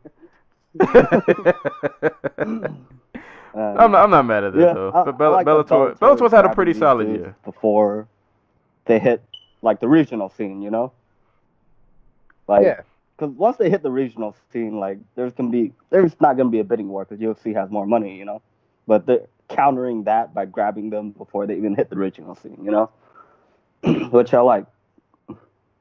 All right. That's actually a really solid pick. Like, I wasn't thinking Bellator because, quite honestly, while their developmental stuff has been good, like they've been doing like a solid job with like the lightweights. What's his name? Just like Emmanuel Sanchez finally breaks through at featherweight. Darian Caldwell finally comes into his own at bantamweight. Like the developmental guys that they've had like cooking, they're doing a good job with them. But like at the top end, not enough title fights for me. Like, they're keeping guys on the sideline a little too long. Unless Sakara just fought for a title. But I do like a lot of the moves they're making. You're right about that. Like, I didn't think about that. For me, it's it's between like 3 promotions, and I don't know, KSW, which had their freakishly they had the biggest card of the year with the Coliseum show that drew like 57,000 people in to go watch a fight at the what is this, the Stadion PGE in Warsaw, Poland. Like they had that their little super fight between Mamed Khalidov and their welterweight champion Mankowski. Puds fought on it. They've had a good year ratings wise, and like freak show slash not freak show wise, I guess. Like KSW's been putting on solid fun cards this year. And they've had like legitimate talent fighting on them as well as like your Puzanowskis. But you have ACB, which every freaking card is just like a dance of violence, where Russian dudes are literally like trying to kill one another so that they can get a sponsor. Because that's basically how MMA in Russia works. Someone likes you and they just decide to throw like Porsches at you or something. Like they had the rematch between Peter Yan and Magomed Magomedov, which was amazing. Not as good as the first fight, but literally nothing could have been. So ACB's up there, and then you have Ryzen, who has just been like, it's not even just nostalgia, it's just like fun times. Like every Ryzen card is just fun. It's not like a task to sit through. So you know, I'm gonna go with Ryzen with ACB as a close number 2. Just because I have so much fun watching Ryzen cards, and from like, dude, like at their most recent event, the owner of the freaking company came out in a freaking diaper, a sumo diaper, and was banging on a drum. Take that, Dana. Yeah. You'll see Dana coming out here promoting fights in diapers. Not that I would want to say he would look frightening in a sumo outfit. That bald head he's got. No, I'm not mad at that. All right. Now that I've had a little, like, all of 3 minutes to think of my answer, I would have went with Ryzen. The only reason I can't go is because I don't get to catch most of their cards because they happen at like 3 in the morning when I'm asleep. So I just found this out. If you actually buy the card on Fight TV, you have replays for life. Oh man! But they're like $20 each. I mean, I wish my promo code would have worked. God, me too. Because then I wouldn't have to pay. Oh man, they got you guys $20 in a hole now. Well, they also give you like $3 for liking them on Facebook and liking them on Twitter or following them on Twitter. So that's like $6 right off the bat. So it's like down to 14. Oh man, I'm about to. All right, I can do that. Yeah, I should check to see if they use my credit. Because they might have just billed me for $20 and been like, no, you didn't have enough credit. Oh man. Yeah, my promotion of the year, it would have been Ryzen, but I'm actually, all right, this is gonna be a super hipster answer. I'm gonna go with LFA as I knew my someone was promotion gonna of the pick year. that shit. Like LFA since January has put on like 30 cards or something. Like it's so much volume of just. I don't get how they pull off these many shows in such a short time. Well, they have both RFA Like, and what is it, Legacy's like roster. Yeah, it's so much, and not even just sheer volume. Like the cards, for the most part, there haven't been a few. I don't say dud cards, but dud fights I saw this year. But like, I like what they do. Kind of like with Bellator with like young talent. I think they're really good at scouting young talent, and it's been proven that a lot of these guys go to other organizations, and I'm not gonna say they become like world beaters or champs, but between Legacy, I mean when it was just RFA and whatever, I forgot what the other one was called before they merged, Legacy. but like yeah, they send a lot of fighters to higher promotions, and most of them at least turn out halfway decent to some being really good. Like notable dudes like Almeida came from Legacy. I guess most recent guy I can think of, Eric Anders, who's about to fight Machida. He came from Legacy. Valentina Was Shevchenko. Shevchenko. Was Calvillo? I can't remember. Was Calvillo Legacy? No, I Where don't did think she so. fight? It's somebody else. But then they have their own Holly like aside from Holm. Huh? She fought at the first LFA card. Yeah, I was gonna say I'm pretty. Yeah, I thought she. All right, so she might not have like made a name, but she fought under. The point is they also do a great good with young talent, and when their young talent gets sent up to like another like promotion, they tend to do really well. And then they also have like Andrea KGB Lee. She did she get signed to? Or No, still she in got signed. LFA? She got signed. She got signed? Yeah, so she's out there. I'm pretty sure she'll do pretty well wherever she goes. So, like, it's a good organization to watch if you kind of want to see, like, the next wave of talent.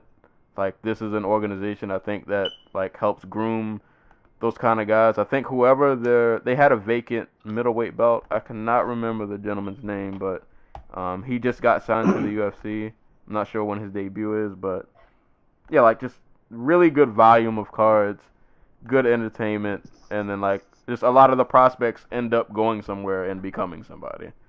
So it's a good organization to watch if you want to get like a heads up on Who's next? people who will to see who's next. So I'm gonna go with And they got LFA. 3 cards coming up in January if you want to start following them.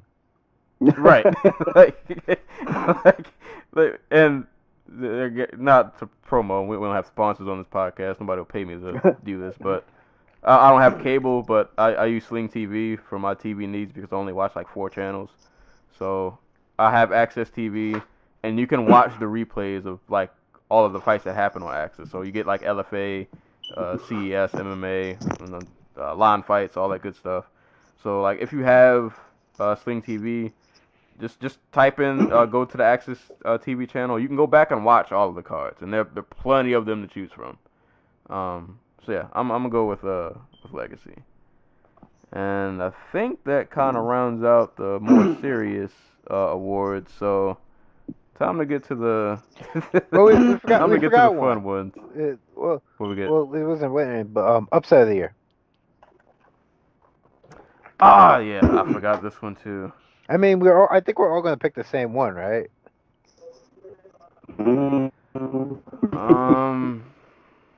Rose? Doug Rose. Yeah, I can't really think. I'm trying to think of what would even be a runner-up. 'Cause the thing is, like, up until Thug Rose beat like Ioane and Jacek, this year has been like very samey, I guess.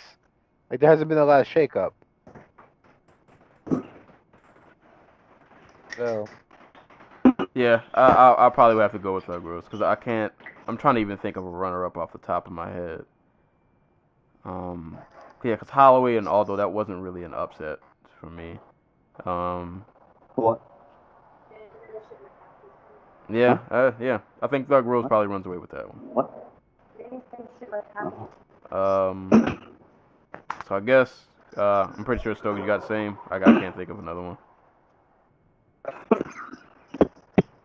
Yeah, I got Rose. Nope. What were the odds Got for Rose. that again? like I want to say she was like plus 500 or something crazy like that. I feel like it should have been like so much more than it was. 'Cause I don't think it was the odds. I think, yeah, you're probably right. Yeah. Yeah, plus 500. Heavy underdog on Topology. Mm-hmm. And not only was it an upset, like she won in like emphatic fashion. Yeah, I'll go with Thurgood. I think she gets a clean sweep on that one. All right, this next next category. Disappointment of the year. Oh man, I didn't I even got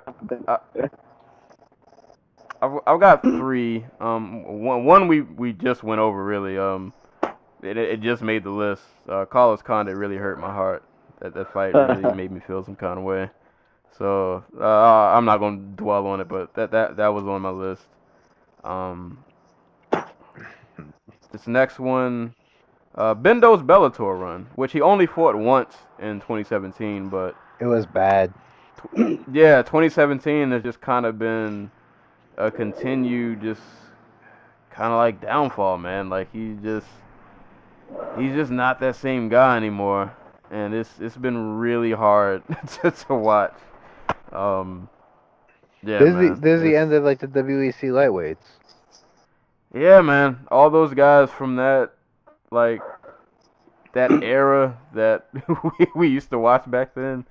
Yeah, a lot of them were. I don't say they're on their way out, but they're on like their downslides. They're Yeah, man.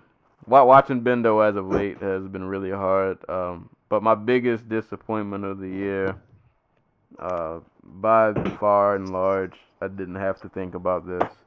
UFC Fight Night, Werdum versus Tabora. I stayed up and watched this card. This was the longest card in UFC history that ran 3 hours and 4 minutes of cage time. This includes 10 fights that went the distance. And these 10 fights were not entertaining, minus like 2 of them. The Camacho fight was cool.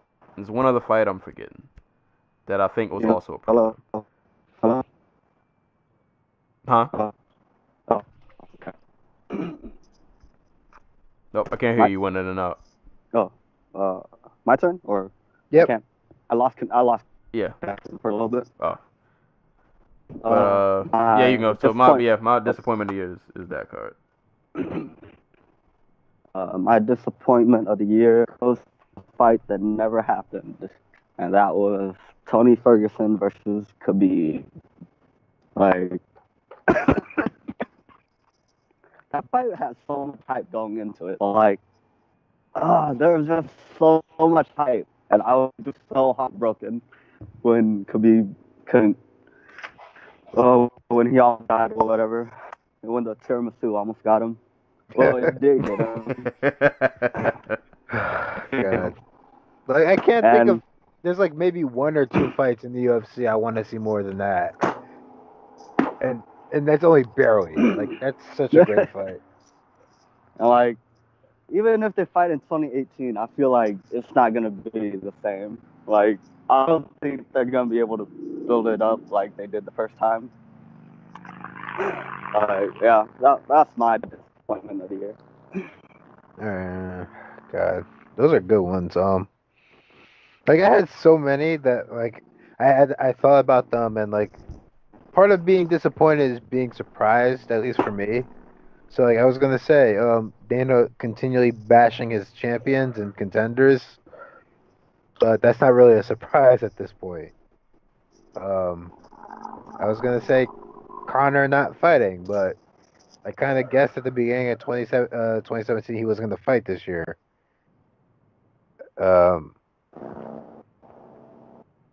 Like I'm really struggling to come up with one.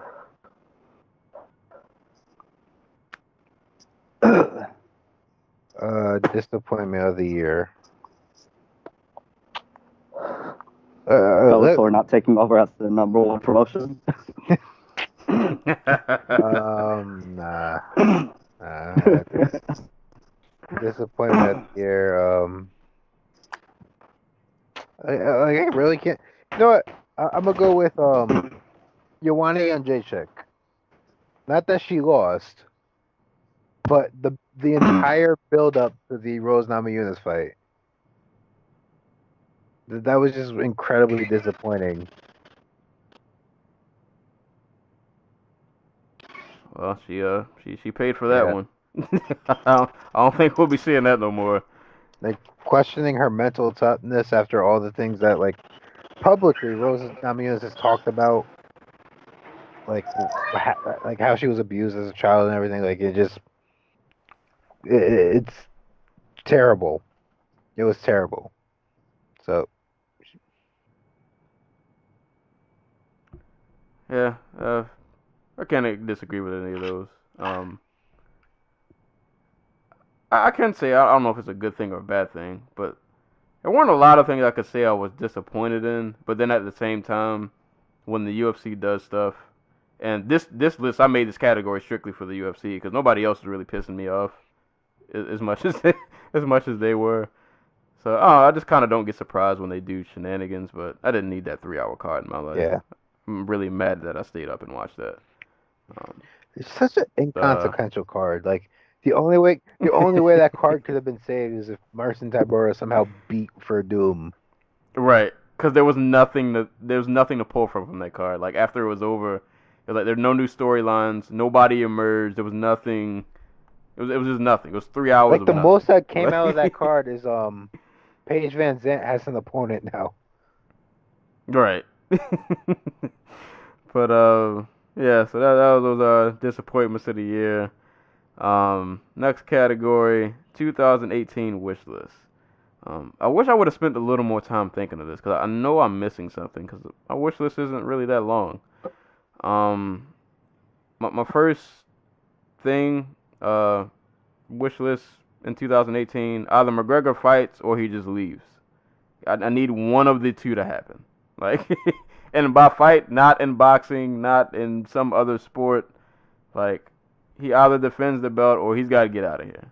Like, one of those two has to happen. The realist in me knows it probably won't, but you know, it's a wish list, so that's what I'm hoping for. Did we lose I somebody? think that's Stokes. Stokes is gone. We gotta get Stokes back. But, I'll try to add it back to the call. But my runner up for not disappointment, for a wish list. Actually, no, I can't say runner up. My other wish list item, I want to see some more Ryzen tournaments, or just more Ryzen in general. Like, I like what they're doing over there. Every card seems to be just wildly entertaining. A mix of young talent. We're getting old vets. It's just fun. Like, I feel like I can watch Ryzen, and I'm not thinking about like rankings or, you know, I'm just watching and I'm just being entertained. So I just want more entertainment. I just want to see more from. I just want to see more Ryzen. So I feel like I'm missing something on my wish list. Like there's a fight that I want to see that I cannot. You know what? I know I've said I don't care to see this fight anymore, but I don't know. I'll throw it on the wish list. Let's do the Pettis and Aldo fight. Like, let's. I know the hype that it had way back when is definitely gone now. But I don't know. At this point in both of their careers, they're both kind of on downsides. Let's just do it. Let's just do it. I'm not mad at it. I'll throw that on my wish list. Yeah, I think that I know I'm missing something else, but yeah, I guess that's my wish list. I can't really think of anything else. Yeah. I missed like 5 minutes of that conversation. Oh, quick recap. I was gonna say basically my wish list was McGregor either defends or leaves. One of the two. I don't care which one. Yeah. But one of them has to happen. And the other one was I just want to see more Ryzen, especially like the tournaments they do, because these tournaments, I feel like it's a good idea. They've been working, and Ryzen cards are just mad fun. So I just want more Ryzen in 2018. and then the last one I mentioned. Gotcha.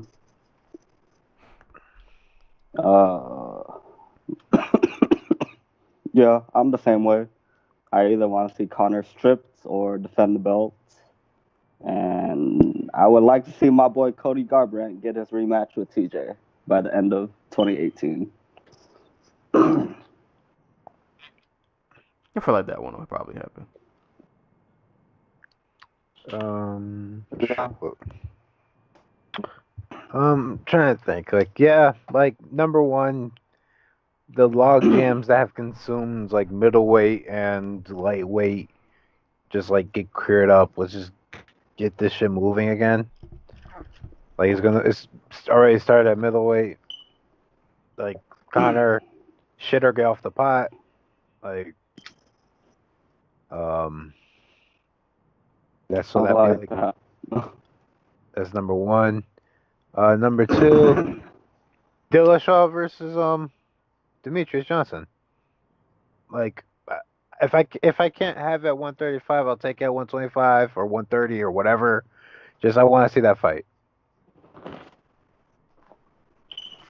I would say Stipe versus Francis, but we're already getting that. So, what else would I like to see?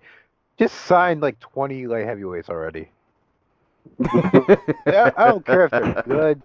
I don't care if they all like if some of them have never fought before. Just sign like 20 guys. Like just get like put bodies in this division. Damn it. Yeah. Like that sport. Oh, actually, you know what? I just thought of two more real quick. Or did you have more? Just a couple. Right, Sign more 145ers for the women's featherweight division, or like, and bantamweight, or just do something, get some new faces in there. Also stop shitting on your champions, Dana. That's basically all I got. My other two that I forgot, 2018 wish list. I would like to see Michael Bisping retire with a W. I don't want his last fight, whoever it may be against, for him to get flatlined like he did against Gastelum. So if he can leave with a W, I'd appreciate that. And other one, if Minakov could find his way into the UFC, that would be awesome. Like, this dude is clearly one of the best heavyweights not in the UFC, and I still don't really know what's up with his whole contract situation, but if he could find himself in the UFC, that would be really great. He's only getting older, which I don't know, in heavyweight, I feel like it doesn't mean much. He's still really talented, but like I want to see what he can do against like the best of the best. Like, clearly he's been handling business, but I want to see him against the elite and how he would hang with some top guys.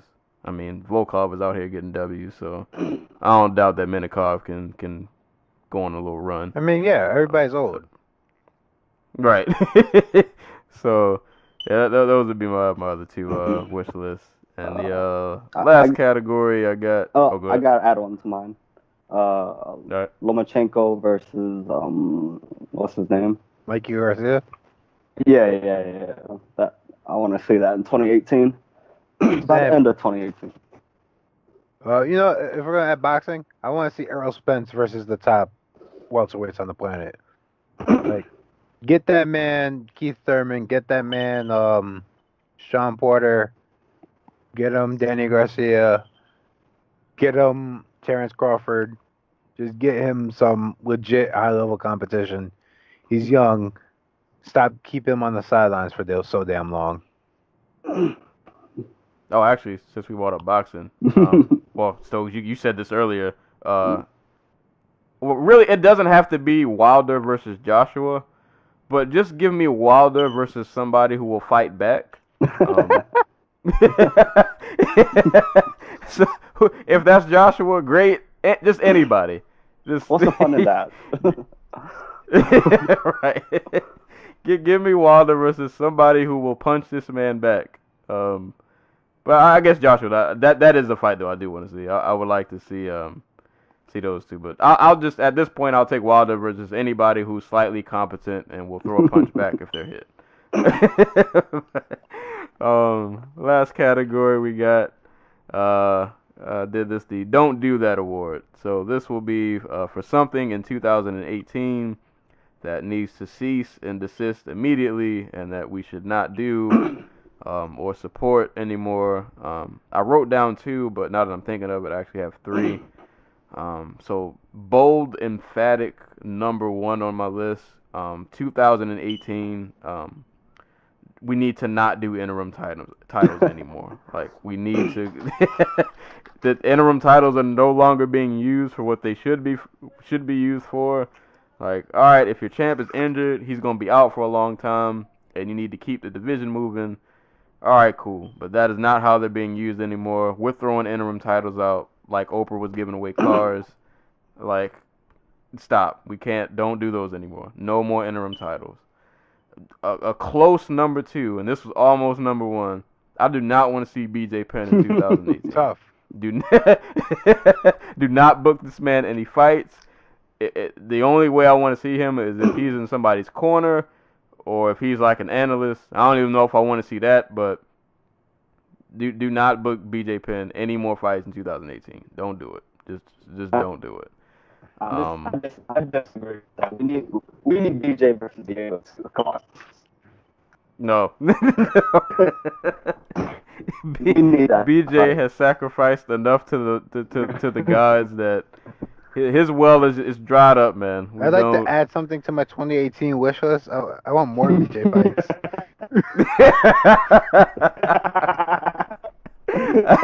It's funny 'cause when I was at the fight party, I don't even remember how BJ Penn's name. Oh no, we brought up BJ Penn's name because we were somehow talking about Dennis Seaver, and then we thought of that fight. It was like when BJ got fed to Yair, it was like, who thought that was a good idea? Like that was so wrong. Like, Let's make this man popular by having him beat up this other decrepit, beloved old man who we all know should not be fighting. right. That fight just did not need to happen. So yeah, no more BJ Penn in 2018. And my last Don't Do That award, which I know won't happen. I don't even know how to phrase this. Can Dana just like take a back seat in 2018? Just stop talking. Just like, I don't want to hear any fight announcements from you because I can't believe them. And just stop. Just don't anymore. Like, everything Dana says, you have to take with a grain of salt because it probably isn't true, or it's grossly over exaggerated, or I don't know, man. And take the cape off of Connor. Like, take the cape off, man. Like, come on, man. Like, the whole defending belt shenanigans. Like, come on, dude. Like, you gotta chill out in 2018. Like, you gotta stop. You're doing too much. So yeah, those are my 3.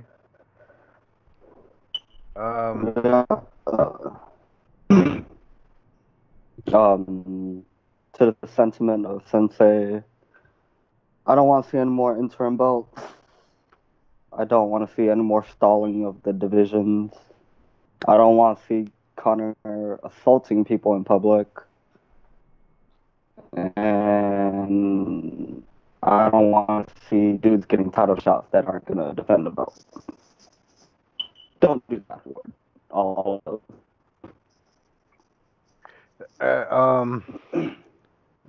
Let's see. Number 1. Crap, I just had it. Number 1, fighters.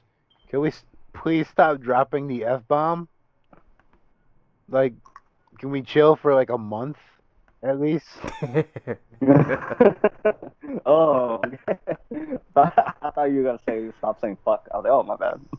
Oh, no. Like, the fighters, because, like, Yeah. we had, like, what, 3, 4, 5 different dudes in the past, like, 2 months just throwing out homophobic slurs like candy. So, yeah, number 1. Number 2, Dana, just stop talking. Like, you get paid like 9% of whatever each card makes. Just sit back and count your money. At number 3, fans. Stop being so shitty. Like, I haven't posted on like Sherdog in years, or even gotten there in years, but Joey linked me to a thread on there that involved a lot of fighter bashing for one Justin Gaethje after his fight with Eddie Alvarez, and it was I don't know, not even disheartening because like I kind of expected it, but like it is kind of just disgusting. So that's all I got. How does one hate Justin Gaethje? Because you don't. Yeah, if you hate Justin You Gaethje, hate like, yourself. You gotta right. Like something's wrong with you. Justin Gaethje is a prophetic man of violence. Right. Like, yeah, I don't know. People are strange. People are terrible. But yeah, those are pretty much all the categories. I guess you guys got think anyone that I might have missed that we didn't cover. No.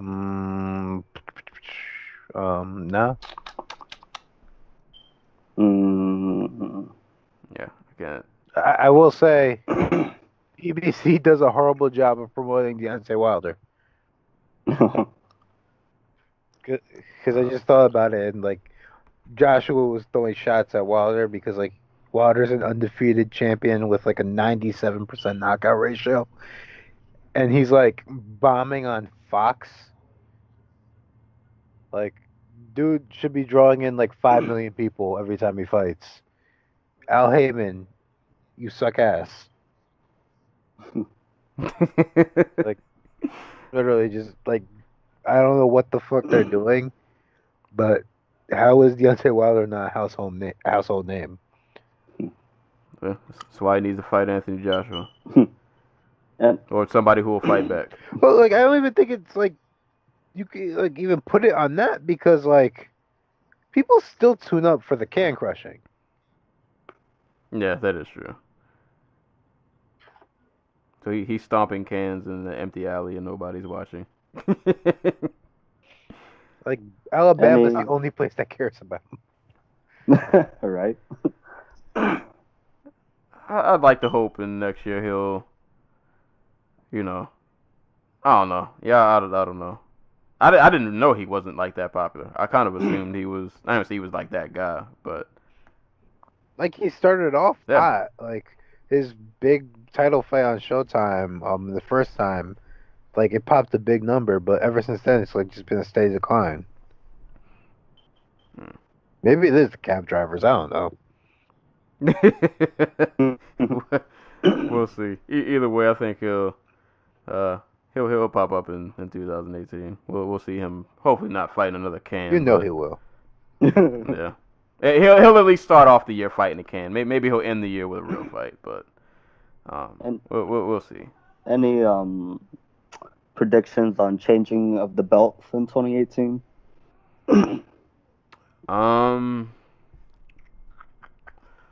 I guess we'll start off 2018. I'm gonna say Ngannou probably takes that from Stipe. Yeah. If only because of tradition. Whitaker will definitely. Hold on, is he official champ now? I forgot how that whole thing went. Because GSP vacated, right? So that would make Whitaker. Yeah. Well, Whitaker's gonna hold that belt for at least 2 to 3 defenses. I wonder how his knees are going. What did he have surgery on? It was his knee. Yeah. Hopefully he's the same. Yeah. February seems kind of Hollow. Like, I don't know. I don't know if anybody else. You know what? I don't think Mighty Mouse will be champ anymore. Not because he'll lose, but I think eventually he's gonna have to go up. like there's nobody else that won. Like I almost kind of don't care about the Cejudo rematch anymore. I'll say by by the end of 2018, he'll be a 135er, or it'll at least be official that he's going to 135. So I think his reign at 125 will be over. Who knows what'll happen at lightweight? As long as Holloway's a 45er, I actually, you know what? I'm gonna say before 2018, my homie is gonna be the 145 champ somehow. And I'm forgetting my homie's name. Who just got the who got the guillotine over Cup Ortega? Swanson. Oh, Ortega. Yeah. By the end of 2018, Ortega's gonna hold that strap. Wow. That's gonna be my bold step out there prediction. He's gonna hold that strap before the end. I'm gonna go with you, like Stipe at heavyweight, and then I don't care who Conor fights. He's gonna lose his next fight. Right. So take that, and I don't know. Maybe TJ or Woodley end up dropping the strap, but I'm gonna stick with those first two as my definites. I'm gonna say Cody reclaims the title, whether it be TJ or Mighty Mouse. I'm gonna say Darren Till is gonna be the 170 champion by the New Year's card, or at the New Year's card. That's my other prediction. And I actually believe Stipe will retain the title. So have that. Would it be? I'm not mad at that. I could actually see Till. I can see Till at least. Yeah, he'll at least be in a title fight by the end of this year. I have another bold prediction, but I don't even know if I can say this with a straight face and that I believe in it. I want to believe in it, but I don't know if I can believe in this. But I'm gonna put myself out there on a limb. I'm gonna say Douglas Lima is gonna beat Rory McDonald on January 20th because I'm really looking forward to that fight. I'm gonna say Lima somehow wins this fight. I don't know if I believe that, but because I think it's gonna be a great fight either way. Has Lima fought a wrestler since like Ben Askren? I mean, I don't know if you really, because you can't count Koreshkov. I mean, he wrestles, but he's not a wrestler, quote unquote. Nah. So yeah, he hasn't really. Because my only thing would be like takedown defense. That's why I was saying I don't know if I believe it because, like, on the feet, yeah, he can hang, but if Roy gets him down, yeah, it might be a long night. But I'll be bold and I'll throw myself out there for that one. I'm gonna say Lima defends his strap and solidifies himself as a legit top 10 welterweight in the world if he isn't already. But if he beats Rory, he's top 5. Top 5. Yeah, right. Top 5. So those would be my predictions. Yeah, I guess that's about the end of the show. Oh wait, one more. Yeah, I predicted this. Oh. Brent Primus won't be the lightweight champion anymore.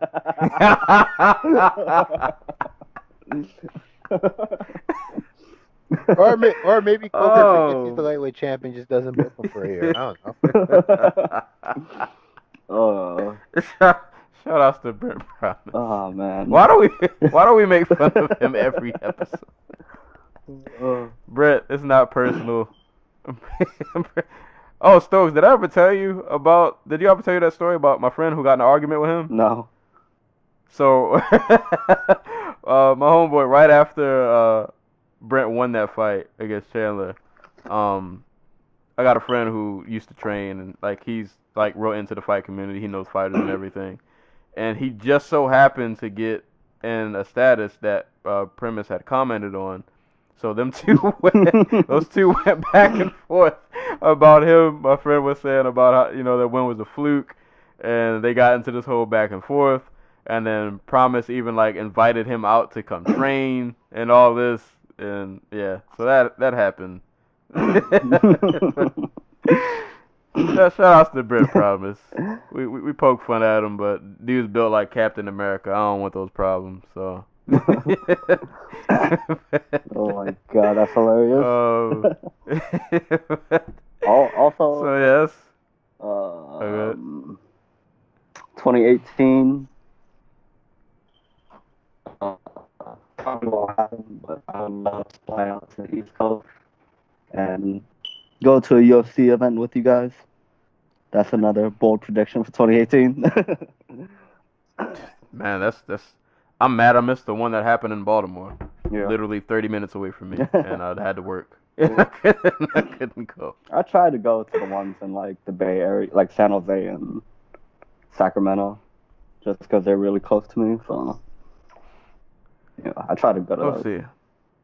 That would be dope. If I can hit an MMA event this year, that would be actually pretty awesome.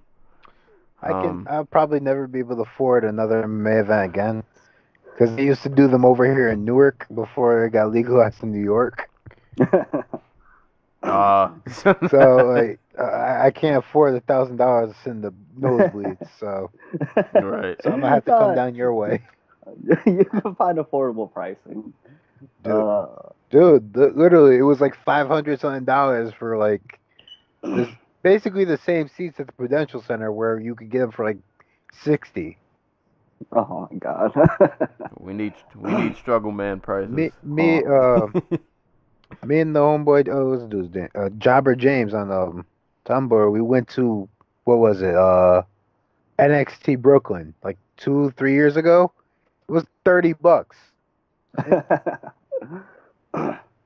Like whenever they go to MSG or like the Barclays, for whatever reason, the price just skyrockets. Yeah, that's because that's what you pay for MSG. That's an experience. God damn. You pay for the name. Dude, I got Glory tickets for like $40. It was in the theater at MSG. Dude, my mom got $60 tickets for the Barclays for me to go see James DeGaulle versus Butte. Like, and I was literally like at that. I was in the mid-range area where like I'm not in the I'm not in the nosebleeds. I'm in the actual like I'm where the fighters are walking out. I'm right there. Like I was close enough where I saw Floyd Mayweather's bodyguard get in a fight with one of the dudes in the crowd. Oh man. And those are we'll $60. see. So what I'm saying is, if you come out here, it's not going to be for a New York card. We can go to Barclays or something. We can go to Norfolk. Norfolk? No, thank you. Oh man, no, thank you. We'll see. That would be awesome. We'll see what happens in 2018. But live we won't jinx broadcast it. of the Dojo Talk podcast. Oh, we're definitely if we go studio, we're podcasting well. Right, we're podcasting in the crowd. We're doing it while it's happening in real time. But, coming up towards the end of the show, I knew this was going to be a long episode. I predicted 3 hours, and we're at 2 hours and 58 seconds. So, even though we did all this, we'll still do parting shots and shout-outs. I guess, well, hold up. Let me shout-outs to the homie Joey, because he did message me back. So I guess we're going to try to get him on the UFC 220 card with Ngannou and Stipe. So that should be a fun episode. Hopefully we can Scared. We're going to get him on for that. We're going to try to get him on for that. I'm still mad. And then we can share. I'm still mad that I don't know what the secret is. I'm telling you, when you when you hear this secret, it is oh my god. It's it. We got to build hype. Oh my we god. have to build hype and anticipation. It's all about continuity. Right. So shout outs to Joey. I guess once again we mentioned the name before, but shout outs to Horiguchi over there in Ryzen, just killing it, man. Another dude who should be mentioned in Fighter of the Year because again he fought 5 times this year. Damn. Right. And he's been just flatlining people over there. Yeah, man. The UFC Yeah, y'all dropped the ball letting him go, man. That dude is awesome. I don't know. Shout out to us. This podcast has been running for a year Yeah. now, like officially a year. So we're out here. We survived the year. I didn't think I'd make it 20 episodes, and we're 64 episodes strong. You know So, who didn't have Shout out. 63 podcast shows this year? Ariel Hawani. To,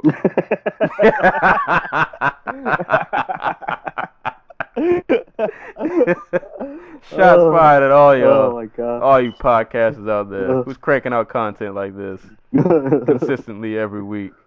Oh, We out here. I like Ariel. I like Ariel. Oh man, but yeah, shout out to us. Year going strong. I got plans for 2018. I'm gonna try to got some stuff up my sleeve. See if I can pull it off. But yeah, man, it's been a fun year. It's been an awesome year. I can't really. It started off crappy, but it ended on a pretty good note. These last like 3 to 4 months have treated me pretty good. So yeah, those are pretty much my parting shots and shout outs. All right. So you want to go next? Sure. Shout out to you guys for letting me talk nonsense on this podcast. I really appreciate it. Bro, that's what we do. It's what we wish we got paid for. We don't yet, but we're working on it. Nothing like having a place where we can talk about unsubstantiated opinions with no evidence to them at all.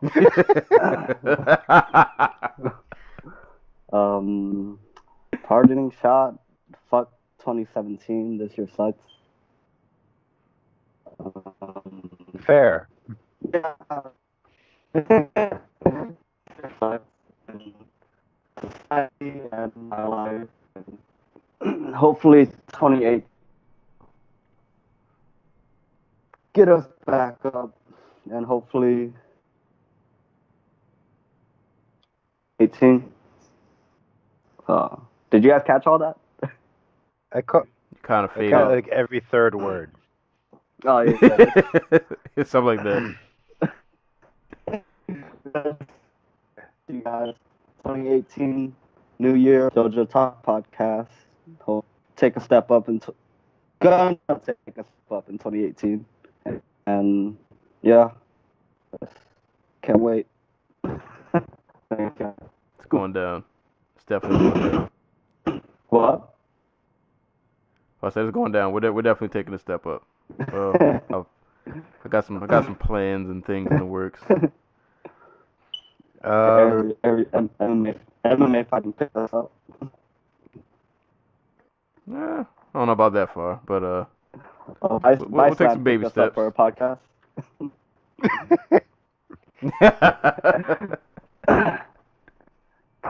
Oh, man. So just a side note, one of my favorite podcasts is a podcast called Cookies. It's a basketball podcast on Viceland, but they ended their relationship, so now they're doing it solo. So Viceland, they got a spot for us for a podcast. There we go. Shane Smith, make it happen. Want my check. I want a cool sponsor too. Shout out to Blue Apron. No, for real. They sponsor literally every other podcast. Why can't we ring in the new year with me saying, hey, fucking, Did you know this podcast is brought to you by Blue Apron? Blue Apron has the biggest, what was it? Crap. The biggest community of homegrown chefs or some shit like that. My favorite thing about Blue Apron is my cousin used to work for them. And he was like, yeah, it was just like a bunch of felons, just like they were people who literally had felonies to their to the prison records, and they were like, yeah, they would come in, they would pack the food while washing their hands.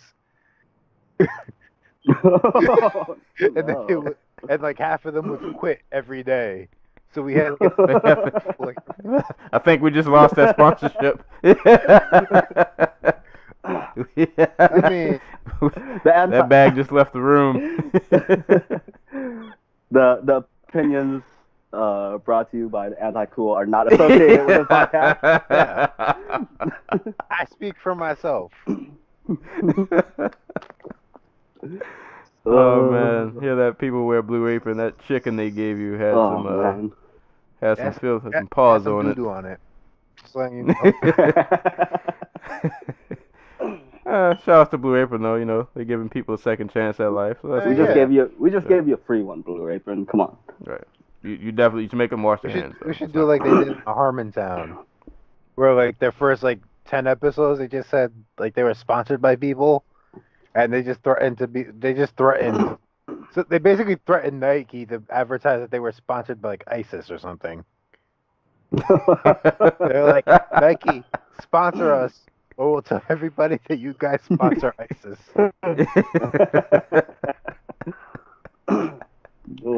See, I think that would work. Man. Oh my god.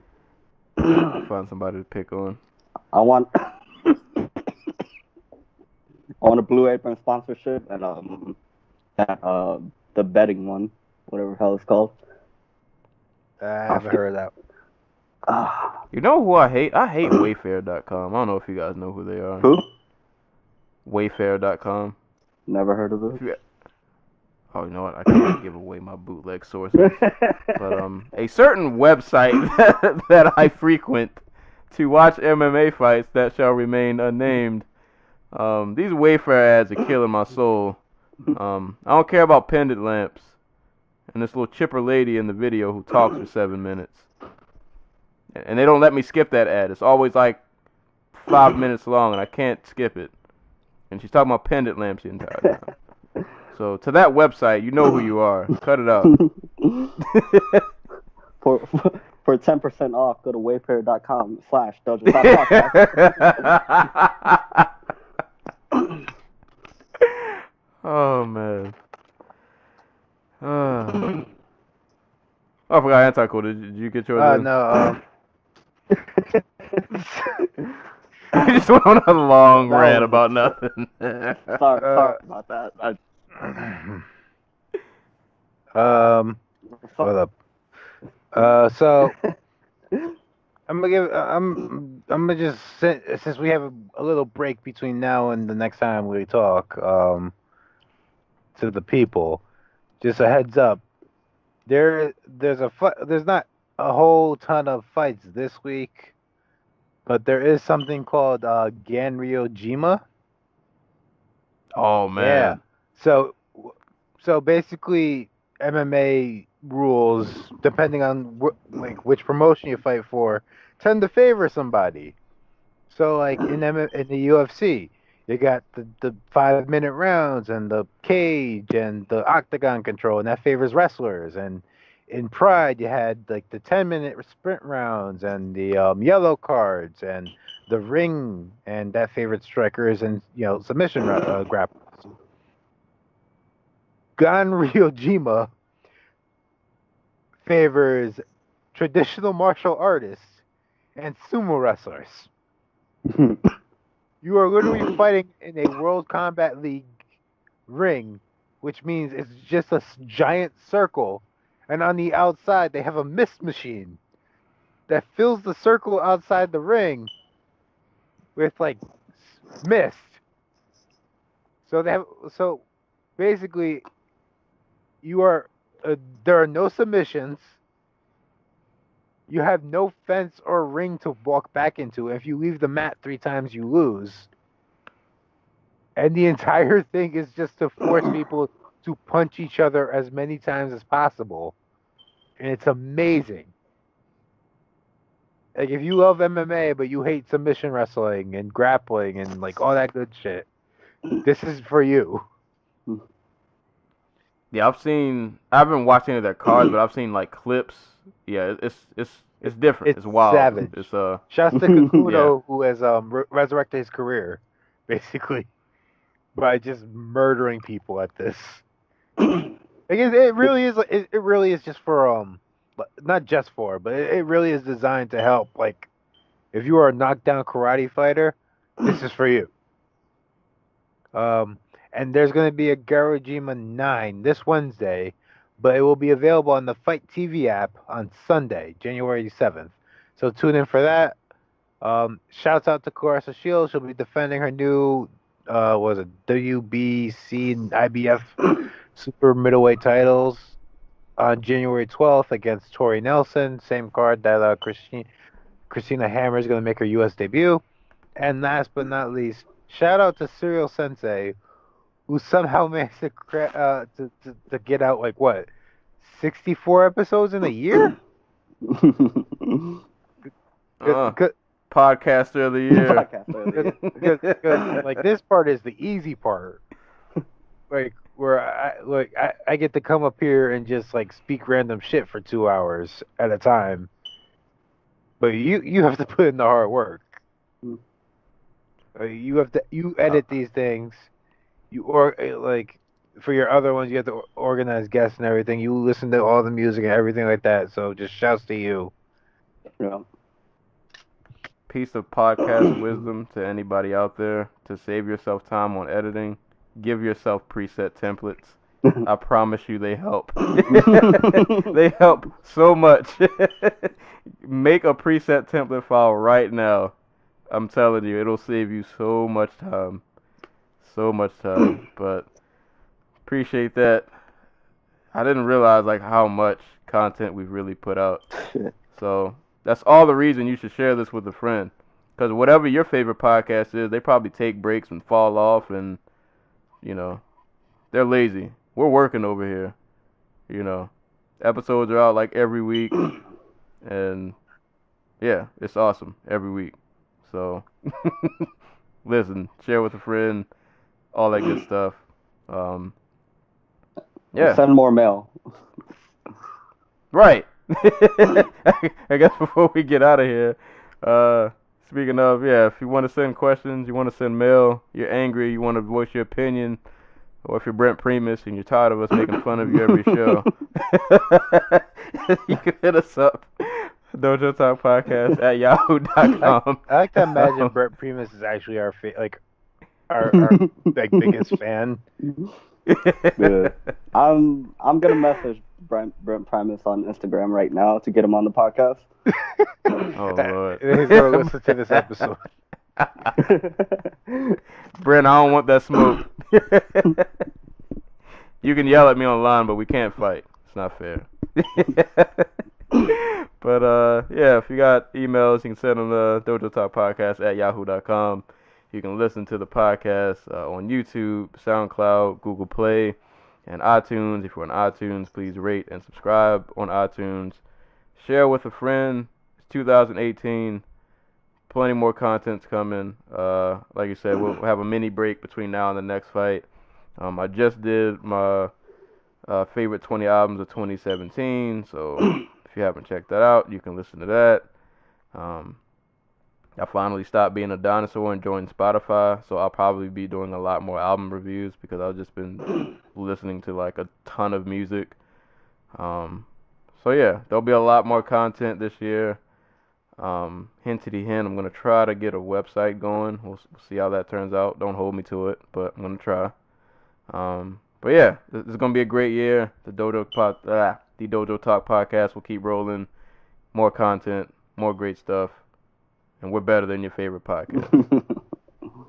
Whoever your favorite podcaster is, tell them they suck. They're not better than us.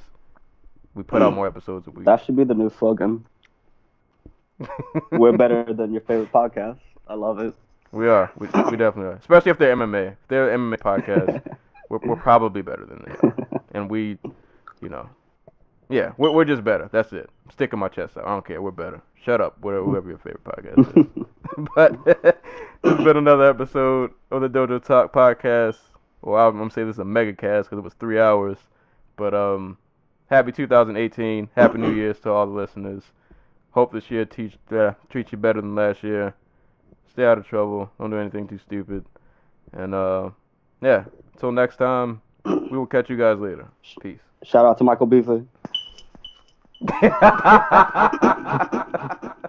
the 30-point goal. Oh man.